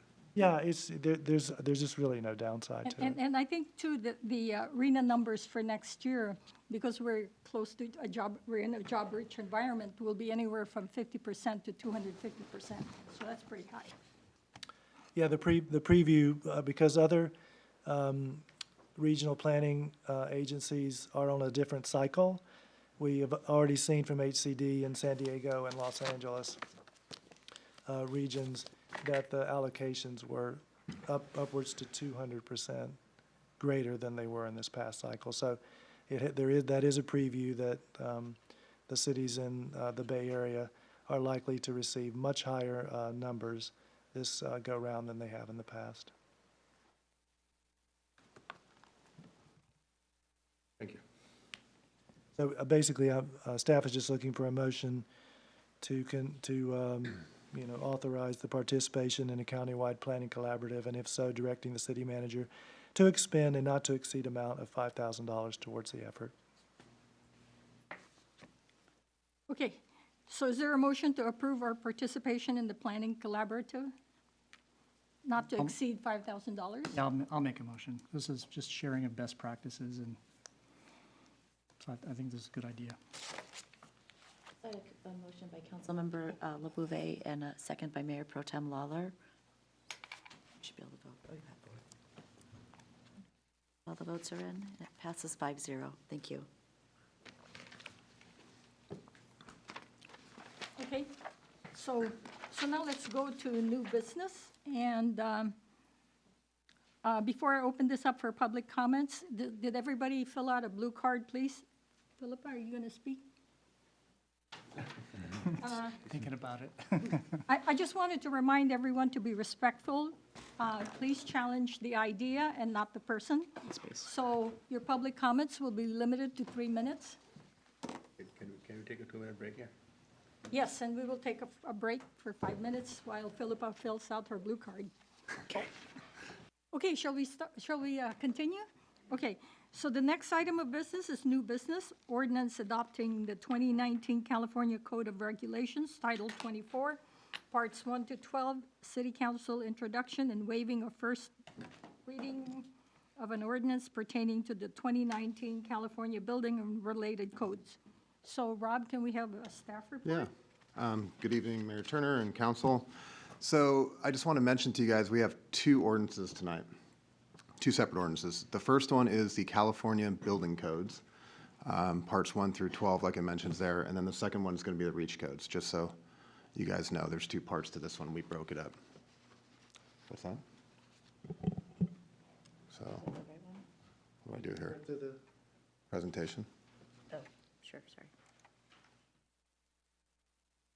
Okay, so I put together a little presentation for you guys tonight because I know I don't think any of you were here for the 2016 code adoption, so I thought maybe it'd be a good idea to kind of go through the process of code adoption, California building codes versus model codes, code adoption process, local amendments, and then at the very end, go through the REACH codes. This is cool. So a few common questions. What are the California building codes, is commonly asked. What is the difference between the model codes and the California codes? Why is the city required to adopt the codes? And then ultimately, what happens if the city doesn't adopt the codes? So model codes, these are the three codes we're going to talk about tonight. Model codes, the California Code of Regulations, parts 1 through 12, and then the City of Monte Sereno Municipal Code. So model codes, what are they? The California Code adopts what's called a model code, and there's 3 of them that they adopt. One of them is the international codes called the I codes. It's done by the International Code Council. And they're a family of, as it states there, 15 coordinated modern building safety codes to help ensure engineering of safe, sustainable, affordable, and resilient structures. The I codes are the most commonly and widely accepted code in the United States. It's also in the District of Columbia, and also other countries have adopted the I codes. There's also the Uniform Plumbing and Mechanical Code, and that's written by the International Association of Plumbing and Mechanical Officials, as we call in the trade IAPMO. And then finally, the Electrical Code, which is adopted by the National Fire Protection Association, or what we call NAFPA. So the ICC Model Code changes every year, just like the California State Code. And the California State Code uses the Model Code as the basis for their own code. So for this cycle, the 2019 California Code is based off of the 2018 International Building Code, and that's written by ICC. The 2018 International Existing Building Code, which is also ICC, the Residential Code, Fire Code, all by ICC. Then you go into the subtrade arena, and the Mechanical Code and Plumbing Code are the uniform mechanical and plumbing codes, and they're adopted by IAPMO, or California adopts it from IAPMO as their base. And then the 2017 National Electrical Code from NFPA. So those are the base model codes that the California Code is based off of. But then the California Building Standards Commission takes these 3 code writing committees, ICC, IAPMO, NFPA. They're the model codes, and they create what we know as the California Building Code. And there's parts 1 through 12. Part 1 is the administrative code, 2 is the building code, 2.5 is the residential code, which we primarily use here in Monte Sereno a lot because we have all residential. Part 3 is the electrical code, 4 is the mechanical, and then part 5 is the plumbing. Part 6 is the energy, which we'll talk about a little bit more in the REACH codes. Part 7 used to be the elevator code. It's not currently assigned. I'm sure it'll get filled soon, but right now it's just empty. Part 8 is the historical building code. Part 9, the fire code. 10, the existing building code. 11, green building standards, and then part 12 is the reference standards. So that's all the parts of the California Code that we're going to be adopting. The California Building Standards Commission is responsible for the administration and implementation of the codes for each code cycle. And the way it works is this, the California Building Standards Commission will adopt the code at the first of the year of the code cycle. So this year they adopted it on January 1st of 2019. The codes are published July 1st, which is 180 days later. And after that, within 180 days after publishing, they go into effect. So on January 1st of 2020 is when these new codes will come into effect. The cities are mandated by state law to adopt the codes prior to them going into effect. So that's what we're here for tonight. If a city doesn't adopt the code will automatically go into effect January 1st of 2020 as written, without the benefit of any local amendments. So just the California base code would go into effect. All projects, most of you know this, submitted prior to the end of this year will be under the current 2016 California Code. And then all projects submitted on or after January 1 will go under the new 2019 codes. So I don't know if many of you know, but cities can amend the code based on local topographical, climatic, and geological conditions that affect an area. The amendments can always be more restrictive, but they cannot be less than restrictive than the base code. So you cannot do a less restrictive code for a city. It has to be more restrictive. So to come up with these amendments, since 1994, the city of Monte Sereno has been working with the Tri-Chapter Uniform Code Committee that we call TUC. TUC's comprised of building officials, engineers, inspectors, plan reviewers, numerous construction individuals from numerous jurisdictions all over the Bay Area, Peninsula, the South Bay, East Bay. And what they do is, it's a committee that go through, discuss codes, meets monthly, talk about code interpretations, as well as recommended amendments for the new codes to provide consistency throughout the region. So no city will usually adopt a code that TUC does not approve because we want to be consistent amongst all of our local jurisdictions. Santa Clara County Fire Department is responsible to enforce and amend Title 24, Part 9, known as the California Fire Code. So the fire chief also has committees that they attend, and they make sure that their amendments are consistent across all the local jurisdictions as well. So you'll see some fire amendments. Those were done by Chief Linney. She went through and got the amendments for the fire code. After that, the recommended amendments are reviewed by the building official, and ordinance is presented to the city council for adoption. So that's the process. Once it's adopted, it becomes part of the Title IX of the City of Monte Sereno Municipal Code, and then it is enforced with the amendments. After it's passed by council, the building official, has to file the local amendments with the Building Standards Commission for acceptance. So this is just, over here with amendments, I just wanted to give you guys an idea of what an amendment would look like. I didn't do all the amendments because we'd be here all night. Well, not with amendments, but if I went through every code change, so I just picked out a couple. So an example of a TUC recommended amendment would be the use of the gypsum wallboard or Portland cement plaster. So since our city has significant seismic activity, we're in seismic zones D and E, the TUC recommended amendment was to add a footnote onto a table of R602.10.3 to limit the use of PCP, stands for Portland cement plaster, to one-story dwellings and accessory structures, and we do not allow the use of gypsum board for bracing at all. The reason for that is the poor performance in gypsum wallboard in the Loma Prieta earthquake.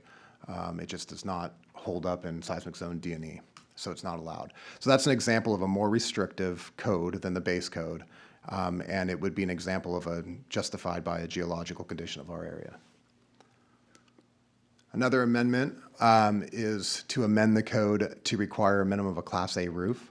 The base code allows for a Class B roof in areas that are not in the wildland interface zone, but every city in our area has amended the code to require a Class A roof throughout. What a Class A roof is your typical composition shingle roof. That's a Class A roof. The reason for this is due to, in the city, we have hilly terrain, wooded canyons, dense vegetation, low rainfall, high temperatures, wind gusts, so we have a high fire danger. And that would be an example of a topographical and a local climatic condition, which we would justify that amendment to. So with that, for this portion, staff recommends that City Council adopt by reference Title 24, California Code of Regulations, 2019 California Building Code, Residential Code, Plumbing Code, Electric, Mechanical, Green Building Code, Energy Code, Fire Code, Existing Building Code, and the local amendments. So that would be our recommendation for this portion of the first ordinance. So now I'm going to talk about the REACH code portion. That's a separate ordinance. So as you recall, at the last meeting, the November 5th meeting, staff presented a few options of how to move forward with the REACH codes. Two of the options provided a prescriptive wiring method for future building electrification, while the third option was to do nothing, was just to adopt the code as is, the base code as is, without any amendments. So council voted 3-2 to present an ordinance to the city council for option number 1. So that's what we're here for tonight, so I just wanted to go through that.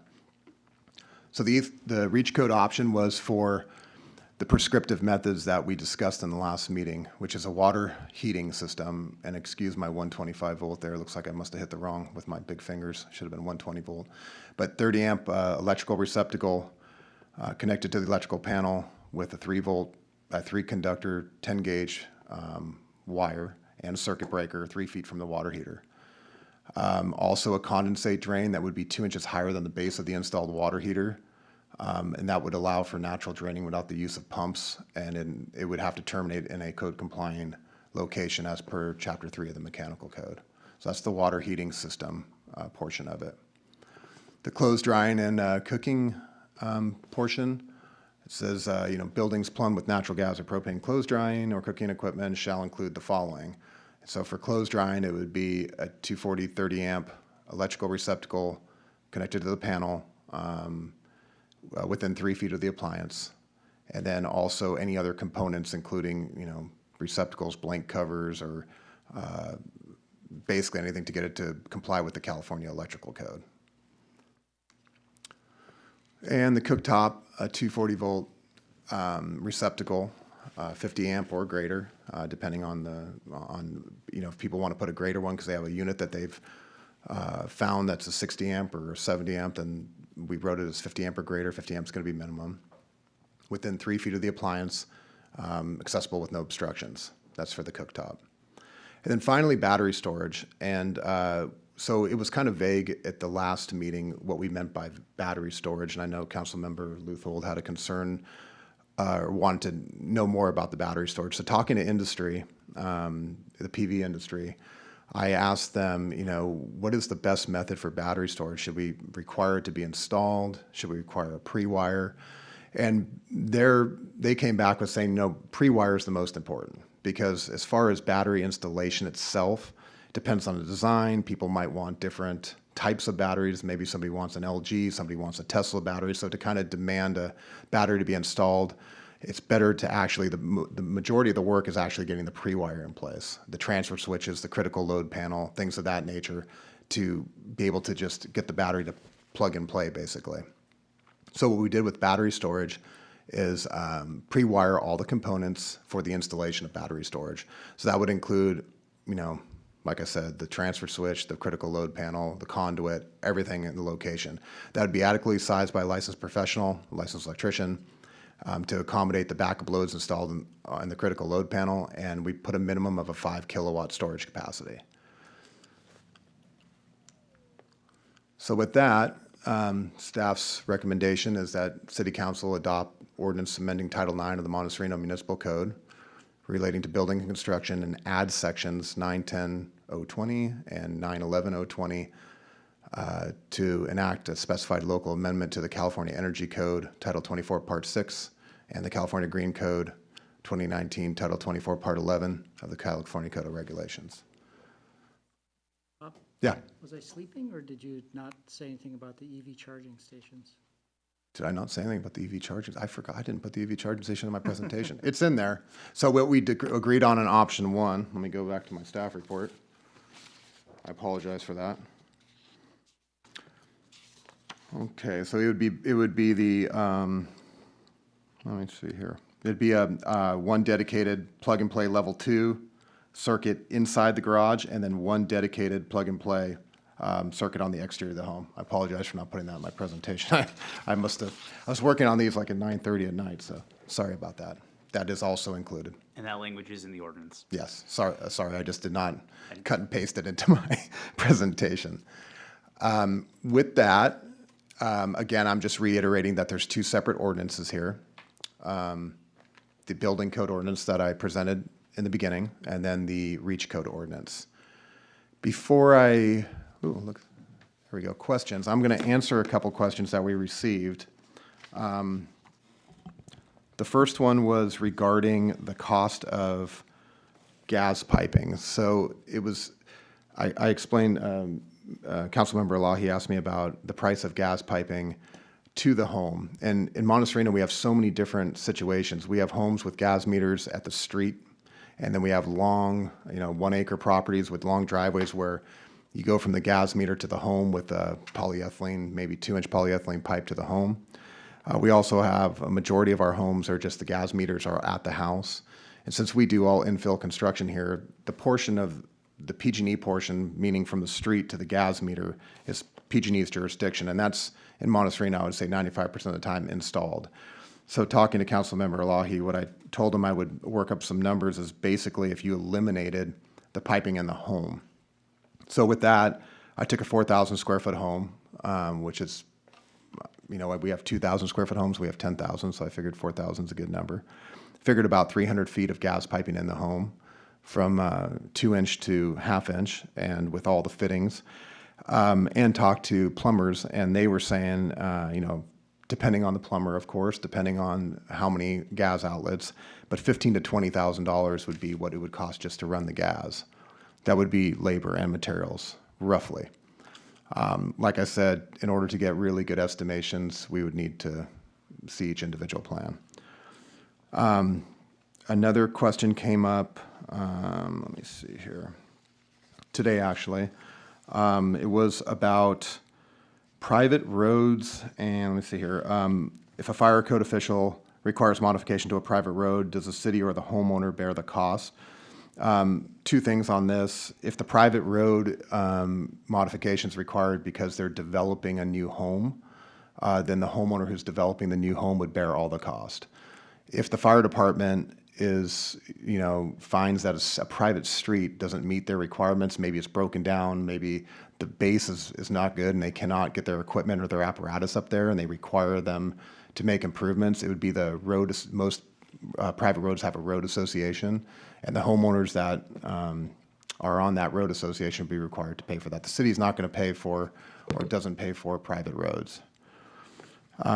The other question was extension of permits, to limit the extension of permits. So what the code used to say, and I'll tell you what it used to say and what it currently says, used to say that once you pull the permit, you have 180 days to start activity on that permit or the permit expires. That has recently changed in the past year to say that once you pull a permit, within 12 months, you have 12 months to start any activity on that permit.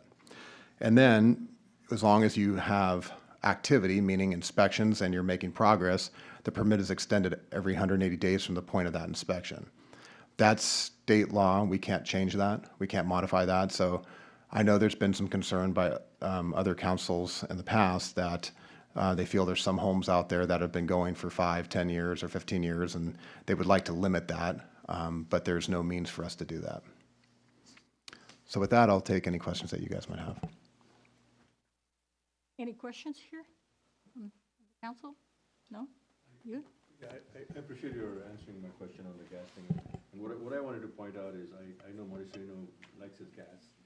And we want, you know, we're not passing a reach code that eliminates gas. So you still have gas cooktops, you'll have gas water heaters and whatever other gas you want. But I wanted to see that if we could, when a permit application comes in, to make some effort to point out to the applicant that, hey, if you just eliminate the gas piping, you'll save yourself 20 or 30 grand. Is it really, you know, the food that you're cooking on your gas stove, is it worth $20,000 or $30,000? Maybe you should get your food from DoorDash and you get better food, I suppose. So I appreciate your responding, putting those numbers together. But we're not, at this point, I understand the citizens of Monte Sereno like their gas, so we're not passing any rules that say you cannot put gas. Okay, yes. Hey, Rob, so I noticed that from the last meeting to this meeting, so the definition of battery storage changed from battery storage to pre-wiring. But in terms of option 1, option 2 versus the EV charging stations, so option 1 was one inside, one outside the garage versus option 2 was either or, right? That option 2 seemed like it had a little more flexibility. Is there any kind of reason why you wouldn't want to give more flexibility in that regard? I don't have any issue with that. It's just that council directed us to go with option 1. You know, we did different levels, I guess, of the reach code. We did an option 1 that was a little bit more restrictive, and option 2 that was a little bit less restrictive. I guess if council wanted to, we could do a variation of that. I mean, I know the ordinance is written, but Sergio, I don't know if that can be amended. Yeah, Okay. it can be amended, and, you know, additionally, I think the reason why we prepared 2 ordinances is that the ordinance enacting the building code standards really should move forward as expeditiously as possible, in part because the state building codes the 2019 state standards go into effect effective January 1st. If we don't have adopted local amendments in place, then the city's building code, for all intents and purposes, is the building code without any local amendments. So it would be, I think, staff's recommendation that that ordinance move forward. I think for the REACH code ordinance, you know, there's a little bit further room for discussion and room for maneuverability if there is desire to consider that issue further. So do you have a recommendation with respect to sort of current building activity in Monte Sereno, what people are preferring, you know, inside, outside versus any of the two? So I see all of it. I see multiple chargers on every house. I rarely see a home with one charger. I usually see 2, 3, sometimes even 4 on 4-car garages. And I see them outside regularly because people like to keep their car outside and have the ability to charge outside. So I would go with the method of one in, one out, but it's up to you guys if you want to do something different. Any more questions? No? So let me go ahead and open this up to the public, to our citizens. Let me call Dashiell Leeds.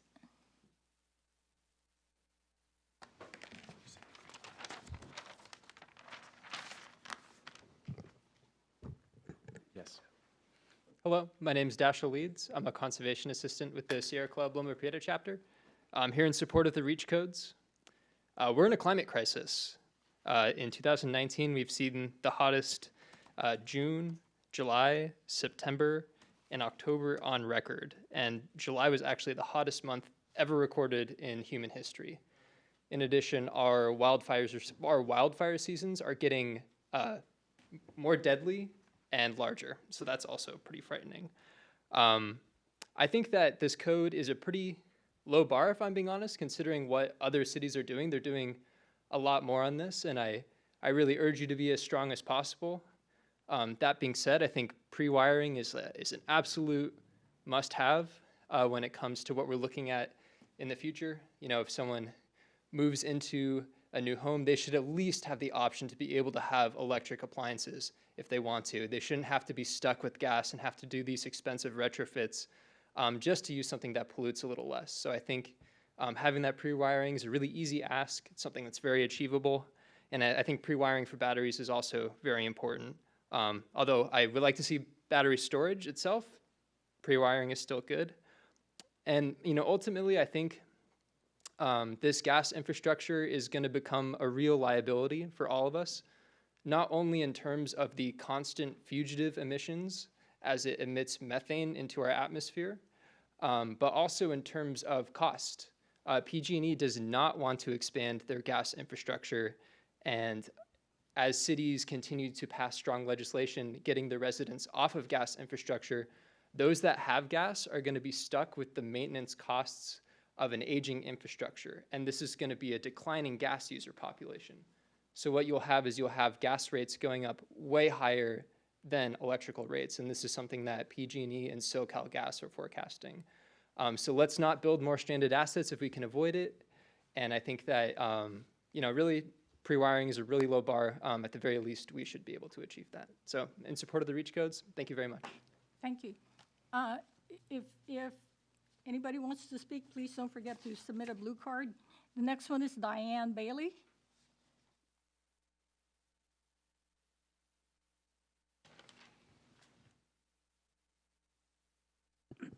Good evening, Council, and thank you so much for taking on this issue of REACH codes and updating your building codes.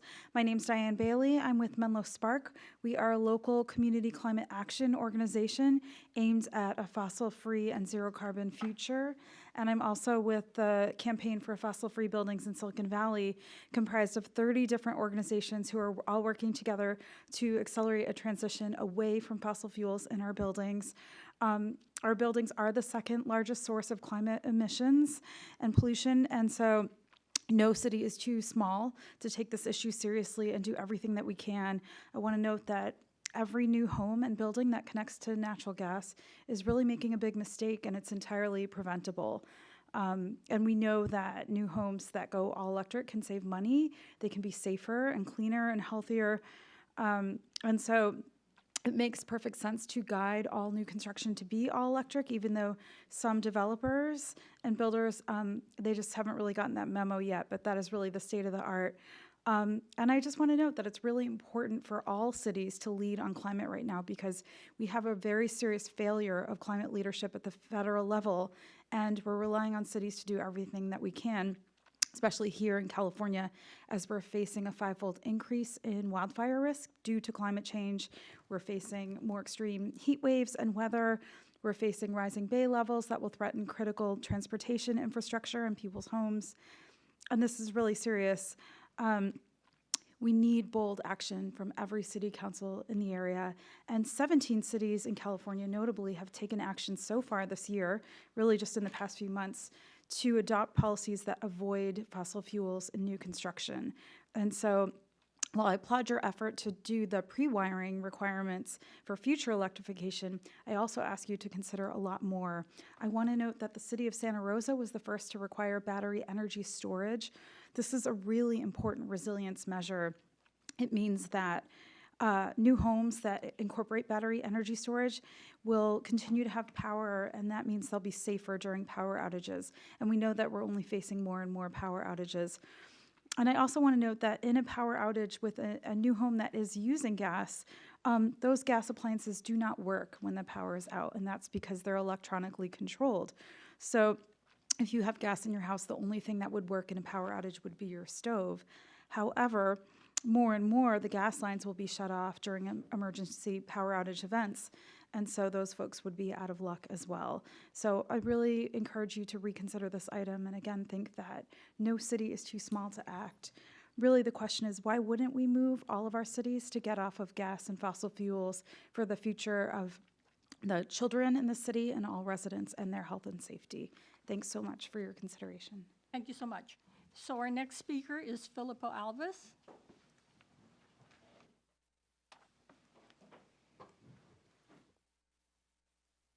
Good evening, everyone. We've nearly talked this to death. I do want to call your attention to the fact that I did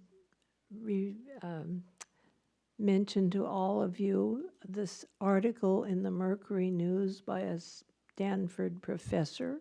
I hope you had an opportunity to read that. His main point was that possibly this recommendation is not as wise as at first you might think, because the gas will actually be needed anyway for other things, and that it will be more costly in the long run. I'm also concerned about, and this has never been mentioned, what will happen to houses like mine or yours that's already constructed? Will we eventually, and if eventually, how soon, be required to update them to match the recommendations that the council is considering tonight? I think that the fewer requirements we put on our citizens, the better. And Monte Sereno was certainly created with this in mind. As many of you probably know historically, this was a very independent bunch of people who set up Monte Sereno, and one of their main focuses was individual liberties and privileges. The fact that we're trying to anticipate what is coming is a far reach, because we really don't know what's coming. This recommendation that you're considering tonight will certainly add greater expense to any house that's being built, which will continue to keep Monte Sereno a very high rent district. And it will be more and more difficult to provide housing for people, which we will be required to do in the next cycle. So I would hope that you would assume that the least restrictive recommendations will be considered rather than the most restrictive recommendations. Thank you. Thank you. Our next speaker is Philip Levine. Good evening. It's a pleasure listening to a government meeting that didn't use the word quid pro quo, which I'm tired of hearing, so that was kind of nice. My name is Phil Levine. I think everybody has really great intent here. I think it's real positive. I just like to state up front, I'm not a client denier. I actually am dating myself, but if I remember correctly, when I was in junior high school in Connecticut, I actually collected garbage on the very first Earth Day. So, and I was also a member of Mass Perg, so I have a little bit of environmental background here. I think this is an overreach. I come from a little bit of a regulatory economics background when I was in graduate school. I don't think we've done our cost benefit, and I really think this needs more analysis and we should delay. All my comments are in relationship to the REACH code. I have no comments with regards to gypsum and plumbing and all that stuff. I noted in here, and I might be misreading it, that if we don't follow some of these codes, I don't know if it's the REACH code, it says imprisonment is not to exceed 6 months. Did you guys know that was in there? You can send me to prison for 6 months. My daughter's studying criminal law, so maybe that will come in handy. But right there, you're about to adapt something that could send me to prison for 6 months, so just keep that in mind. I don't know where the town prison is. I think this is too complex. My real problem with this is you're making decisions for me as an individual. You're assuming that you're smarter than I am, that he's smarter than I am, and I think given the proper input, I can make a smart decision. Okay, you're telling me and you're implying that I have to, you're making a decision for me the type of stove I pick. Real cooks use gas stoves. I'm sorry. You go into all restaurants, they're gas stoves. I dare every one of the council members to try to use Far East Chinese cooking and use an electric stove. If you look it up, it's a real pain in the rear end.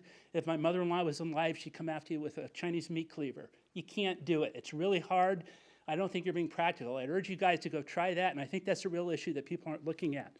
I'm glad you're only doing the wiring for the batteries, but again, you're making an assumption that I have a battery car. You're making an assumption that I'm going to need batteries, and also with the car, you're assuming I'm using an electric car. You're making an economic decision for me. What about hydrogen cars? What about cars that are based on natural oils? You're making that decision for me as a government, and I should be able to make that as an individual if the pricing and the product is right, and that's why I'm a believer in carbon tax. I think this is the wrong approach to it. I think if the actual usage was priced properly, that I would make an individual decision as a consumer. I think you need to look more at cost benefit. It's unfortunate the federal government is doing a poor job right now. I'm sympathetic to the comments. I don't think our federal government is doing a real job on that. I think it really does belong to the feds. I'm a believer in carbon credits, so I can make a decision depending on the cost of the product. And I'd like to go back to gas stoves. I really would dare all of you, especially if you do any type of Asian cooking, to try to cook in a wok on a non-gas stove. It is really, really difficult. I went down to the local appliance store. They had no idea what I was talking about because the guy that came in said that there was actual stoves that you can have immersed for wok. He didn't know what he was talking about, and all the good stoves were all gas. So I'm sympathetic. I think the intent's positive. I think there's a lot more homework to do here, and I think in general, I would make it so I can make the decision. Don't assume that it's best for me to own an electric car and not a hydrogen car. I think you got to make it so I can make that decision, and not you and your codes. Thank you very much for your time. Susan Ng.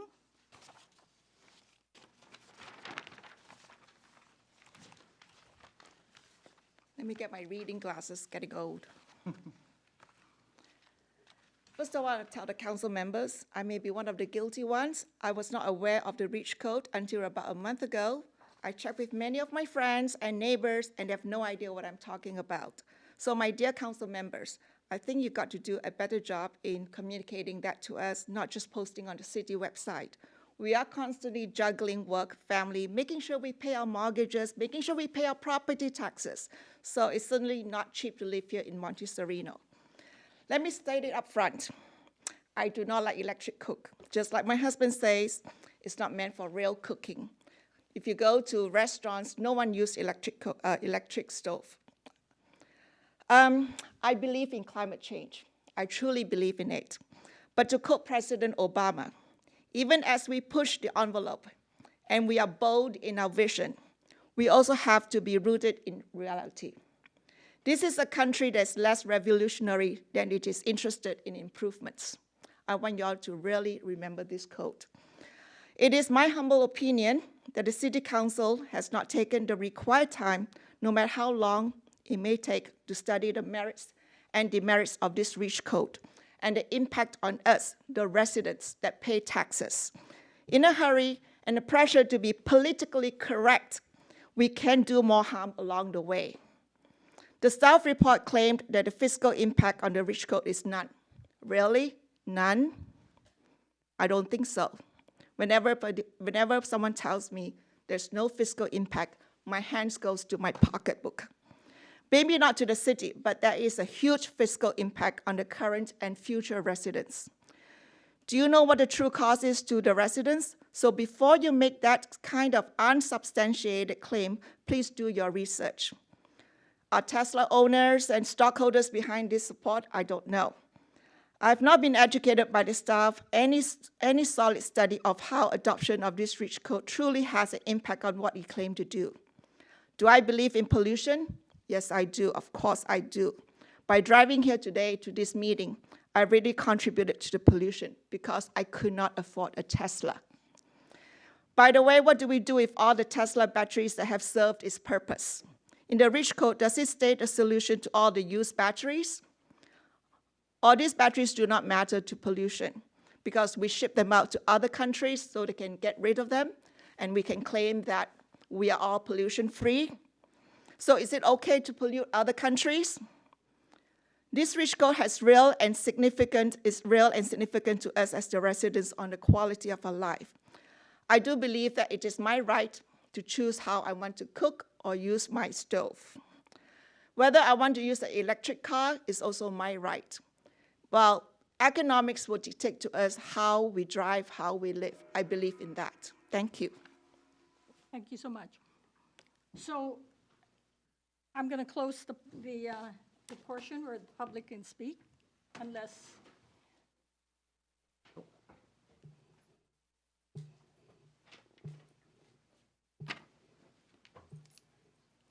So this is Brian Mikachuk. Hi, Brian Mekachuk, 17509 Via Sereno. I think that option one that was presented mentioned batteries, and that was what I think 2 of the 3 council members wanted, and I think Council Member Leuthold was not sure if he wanted batteries or not, and I think the compromise, putting in the pre-wiring is a really good idea.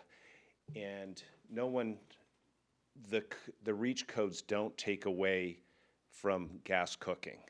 All it does is it gives the future owner of the home the option of doing something, or if things change during while the builder is or the person that built the house is in the home, they can then switch their fuels, their energy requirements. So I don't think that's a big deal. I do want to say that I had pre-wired my garage for batteries, and it went in a matter of hours, and it was at a very low cost. And, you know, in the first set of PSPS outages, it didn't go across Highway 9. But then in the second one that we had, it went across Highway 9. I think in one location it went across 85. Fortunately, I live between several street lights, and I live against Winchester. My power never goes off. But having those batteries in place gives you a little bit of peace of mind. And to the extent that they can go in quickly and easily, I don't know, that's a good thing. The other thing that if you go into the Title 24 compliance, and Rob, I'm not sure which chapter it is, if it's 11 or whatever, but where you have to meet the requirements for photovoltaic panels, with the changes to the rates that PG&E is charging, it's going to take away all the all the financial return of putting in your photovoltaic panels unless you can store that energy and then use it up between 5 p.m. and 11 p.m. And a lot of people don't realize, but the time of use rates are coming at you, and they're going to be in effect for all of PG&E's territory by the end of 2021. And they're starting to go in 2020. My rates have changed because I'm an early adopter of solar panels. So it's coming, and I think people, if they look at it, they would actually put in battery storage anyways because they have to put in photovoltaic panels. So I ask you to approve the REACH codes as put forth tonight. Thank you. Okay, do I have any comments from the council? Yes, Mr. Luthul, Councilmember Luthul. I'm sorry, I'll turn in this as soon as I'm finished. Hello, council. So I would like to thank you for your support of option 1, those council members who voted for it at the last meeting. I am also in support of option 1. It is kind of a shame that the battery backup option didn't get included, but there are a lot of options for batteries that I think residents will have the opportunity to put in if they want. As I mentioned at the last meeting, I think just as important as implementing these REACH codes is to implement a communication system that tells people what they have the option to do. How can they go above the REACH codes? How can they make their house even better future-proofed by some of the extended REACH codes that we're not adopting today? A lot of people do not understand the options that are out there. The couple things I wanted to talk about real fast. One of them is inertia. When somebody was asking me, why should we adopt the REACH codes? The one thing that I keep thinking about as a technology guy is I want to make sure that I can adopt new technology as quickly and as easily and as cheaply as I can. By using these REACH codes to get started, when this great new induction stovetop comes out, I can use it. When this super home heating system comes out, I can use it without having to spend thousands of dollars rewiring my house. Because once those walls go up, once that plaster is on, once that paint is on, you're talking about a lot of money if you want to go and update your house. And once you build your house, it's going to be like that for probably the next 50 or 60 years. And that's when the inertia comes in. Because you've already built your house, you want to live in it, you want to enjoy it, you want to have parties in it. You're going to be spending over 1/3 of your life in your house. You don't want to be working on it. You don't want to be tearing down walls. You don't want to be putting in wires all the time. I mean, Sean, when I first met you, you were going through a pretty major home remodel yourself, and I know you guys had to live through that for a long time. I've lived through remodels. I've had friends that lived through remodels. They're no fun. But if you put it together right the first time, it will give you a lot of options down the road. Last thing I want to talk about real fast is the government telling you how to build your house. My house was built in the 50s. My friend bought a house a couple of years ago. Because of the changes to the building code that have been made, he pays less than half of what I pay in electric every single month because of better building technologies, better building materials, requirements from the state in terms, especially in terms of Title 24, the type of lighting that gets put in, the type of air conditioning systems that get put in. We are really, I think, at the cusp of a technological revolution in how housing is going to be built.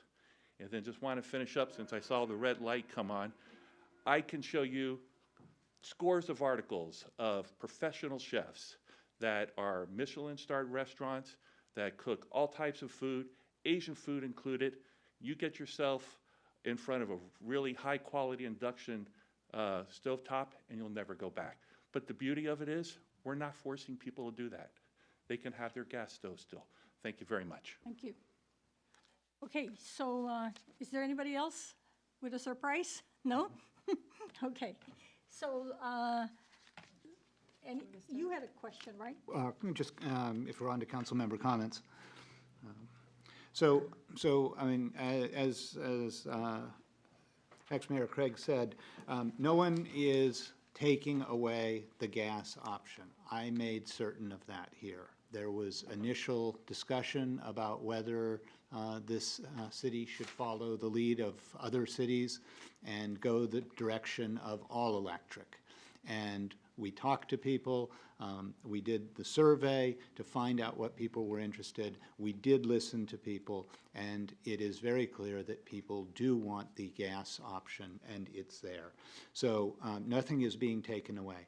I have, and I explained this last time, I've gone through the remodel recently, and already 10 years into the process here, I wish that I was under the newer codes rather than the older codes, because had I run an extra wire here and an extra gas line there, I would have many more options than I have now. It is very hard to remodel. So we're looking at increasing the cost of new construction by just a couple $1,000s worth of copper to put it in the right place. Nobody's going to force anyone to buy an electric car. You're going to be forced to run 30 or 40 feet of wire and terminate it properly into a charger on the outside of your house. So when people move in the future, or you buy the car in the future, you don't have an extra $5,000 or $10,000 to call someone to do that. So when it could easily cost probably less than $1,000 to run that line in the initial build. So this is increasing options and not taking anything away from anyone. I'm with you on the gas cooking, and maybe someday I will find the wok and the induction cooking. But until then, I'm going to have that gas cooktop as well, and I'm not asking anyone to have that taken away from them. So I am for option one, to give people the options. One other comment, solar is now required and on new construction. And that's not in our control. The state has already mandated that. So given that new construction is going to have the solar, not wiring for batteries is rather silly, because then you're increasing the cost very significantly. There was a question about whether batteries costing $5,000, $6,000, $8,000 should be forced on new construction. It's probably not a big deal in a $2 or $3 million house, and it probably will be put in. But again, the conservative approach here is not to mandate that for people, that they must do that. Give them that decision and choice, but make sure that the pre-wiring is there so that it can just be plugged in. So I'm for these changes. I appreciate the update to go ahead and take that battery option out. Sounds like it's the right solution for now, although most people probably will be putting that battery in. It's certainly a better solution than what I'm looking at, which is how can I put a gas generator interchange and store enough fuel and keep fuel fresh and all of those things, which I'm now stuck with unless I can go and retrofit in a battery setup. So I think we're headed the right direction with these REACH codes. You done? Yep. Councilmember Lahi? Sure. I just want to thank everybody for coming tonight and speaking your mind. And I understand where those of you who are opposed, where you're coming from. I understand we don't want government telling us what to do. I completely agree with you on that. But this is a situation in which this will benefit us in 5, 10, 15 years from now, because we are building in future choice. And we have climate change, and this is going to effectively help us shift our energy habits to be much cleaner. So it's a small and important step. As Confucius once said, you can move a mountain by moving one rock at a time. So it might seem like it's only 7 houses, but every little step matters, and we will benefit from it in the future. I'm happy to have that future flexibility myself. I was concerned about the cost of battery storage, so as being potentially a burden. So I really like the pre-wiring option. And I understand that there's a lot of rebates out there for storage batteries. So with that said, I approve option 1 as you've presented it.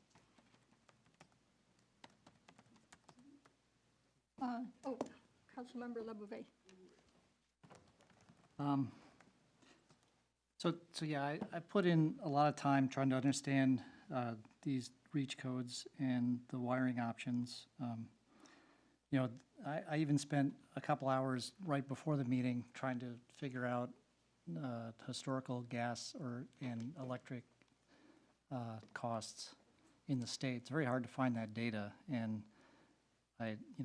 for me, I was I found a lot of conflicting data, in fact, where some people can make some assumptions and gas pencils out, and some other people make some assumptions and electric pencils out. This is, in general, it's a pre-wiring option. On the other hand, you're forcing somebody to do something that they may not otherwise choose. I think in Monte Sereno, it tends to be a pretty sophisticated class of buyer that are building homes. We're not building a lot of homes. I think that from the letters and the feedback that I've seen, that I really would like to leave this choice to the residents. I think it's a little bit of overreach myself. I think that, if it were me personally, I would probably choose to do these things myself anyways. The house that I moved into had electric and gas hookups for the dryer, which is kind of a consumer-driven thing, I assume, because that wasn't mandatory, and then, gave me the choice to have either or. But I think that was consumer-driven, right? And so if somebody's going to spend, $1 million plus on building a house in Monte Sereno, I think that they should be able to decide what sort of appliances that they use. I would like to propose maybe one compromise. If other people on the council would entertain whittling the code back to just the EV charger, since, actually the transportation piece of the greenhouse gas puzzle is actually 40% in California versus 6% for residential usage.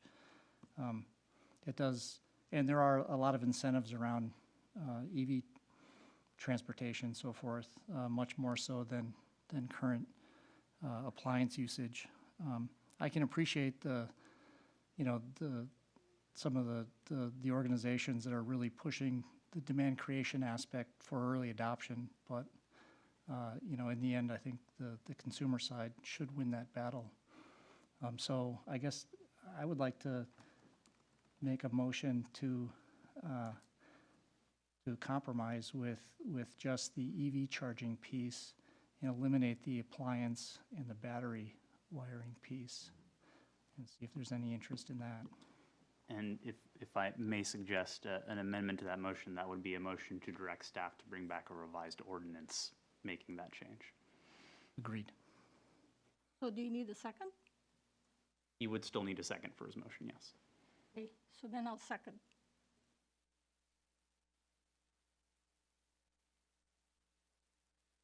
Councilmember Lahi? Yeah, I guess we're still having discussion, so I would strongly oppose that motion. I think we're on the road to trying to do something that benefits the new homeowner, doesn't cost much, and it's a really very, very low threshold that was pointed out that we're adopting. I mean, I would have preferred to go forward and said no gas. I mean, putting gas pipelines in a house is costing somebody between $15,000 to $20,000. So I think it's better for us to tell them, and I would encourage that if a permit application comes in for new homes, that information be one of the requirements that the applicants submit, that how much would it cost for the gas piping they're putting in. Not so that they can't put it in, so that at least they realize that if we go all electric, we'll save ourselves $15,000 or $20,000.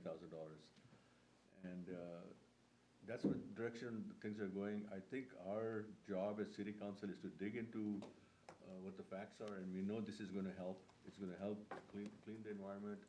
It's going to help with the cost of building a home, and it's going to help with EV charging and everything else. And all we're saying is put the wires in. That's all we're saying. We're not saying spend $8,000 and get a battery storage. So I think we should go in the right direction, and that home will be easier for the developer to sell also, because when, like in your house, I think it may have been, that's the reason they put that in, that some buyer will come in and say, oh no, I want a gas appliance rather than electric, and that choice is there. So I would oppose the motion. Okay, so I guess it's my turn. I received a lot of letters and phone calls, actually, from citizens. And they're very concerned about the REACH codes. They believe that they have not been informed duly, and they don't know the consequences, long-term as well as short-term. And I think the most important thing is the government overreach.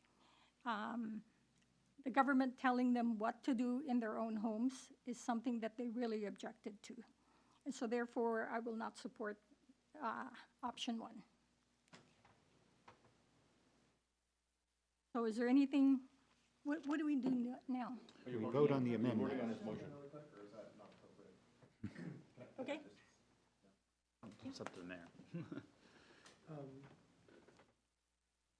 Just, is it to answer a question that they've asked? Yeah, I mean, unless the council has a particular question, I think we should just move forward with this particular motion. Okay.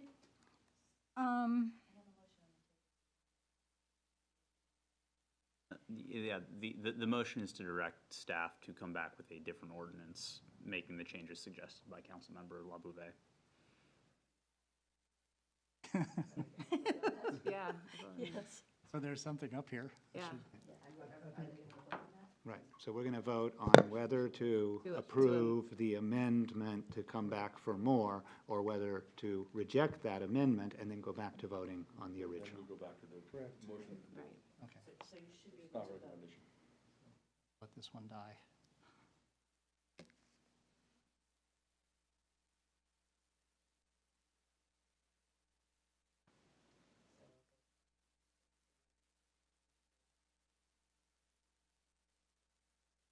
And separately, since we have 2 separate ordinances, they're going to need to have separate motions to be introduced and approved by roll call vote. Okay, so do we make a motion then for Title 24, Parts 1 to 12? Okay?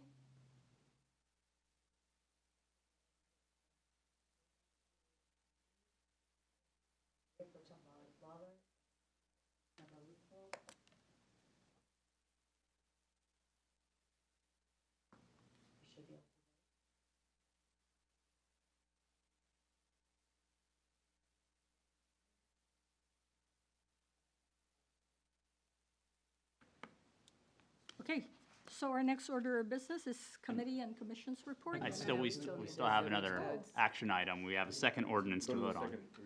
The reach codes. Yeah, we still- Oh, I thought we already did that. No. We just voted on the motion. Okay. And Okay, so the next motion.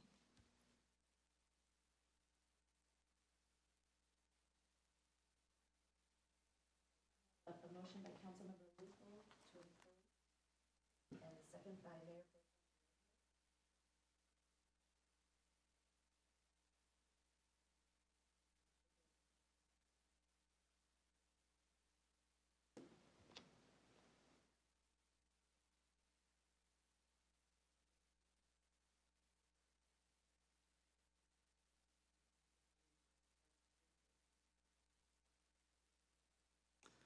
Okay. So now I can go to committee and commissions report. Anyone? No? Council member comments? No? City managers report. The only thing I have is to report good news regarding the potential PG&E public safety power shutoff. While it will still be occurring tomorrow in some parts of the Bay Area, any properties that would have potentially been affected in Santa Clara County, it has been canceled. So it wasn't originally expected to affect any properties directly in the city, but now there's no chance at all because it's been canceled for the county, which is good. Okay. And that's all I have for So tonight. next order of business is future agenda items. Our next meeting is December. Wait. Oh, do we have one? I have one. Oh, you have one? Okay. I think, are you recognizing Brian first? Did you want to speak? Yes. Oh, I'm sorry. Okay, go ahead. Do you want me to fill out a blue card? Okay.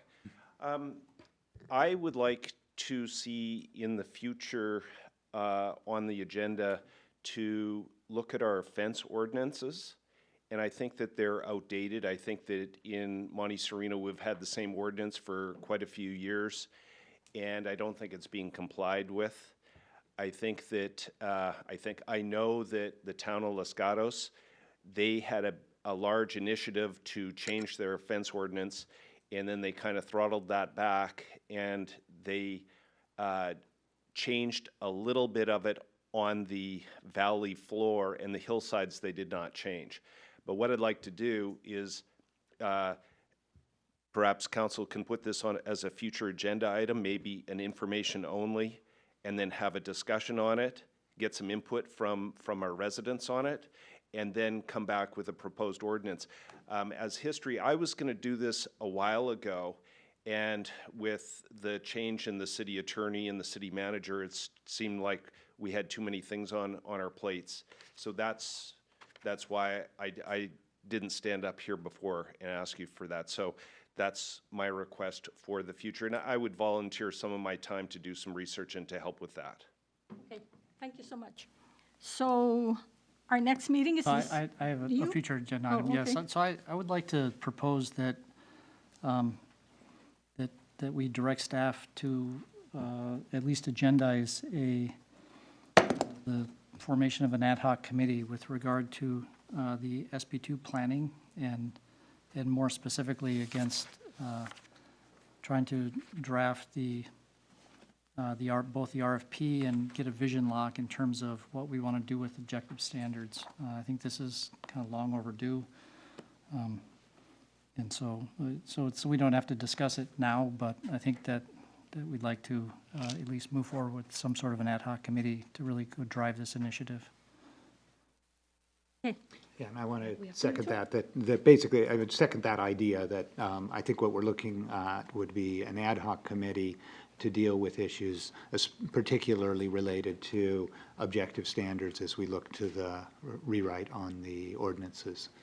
So it's kind of SB2, but it's really focused, I mean, my view of it was it's focused on objective standards. And so if we can get an ad hoc committee put together, so maybe if we can work with Sergio on getting something onto the next agenda of what that committee would look like. Sure. Okay.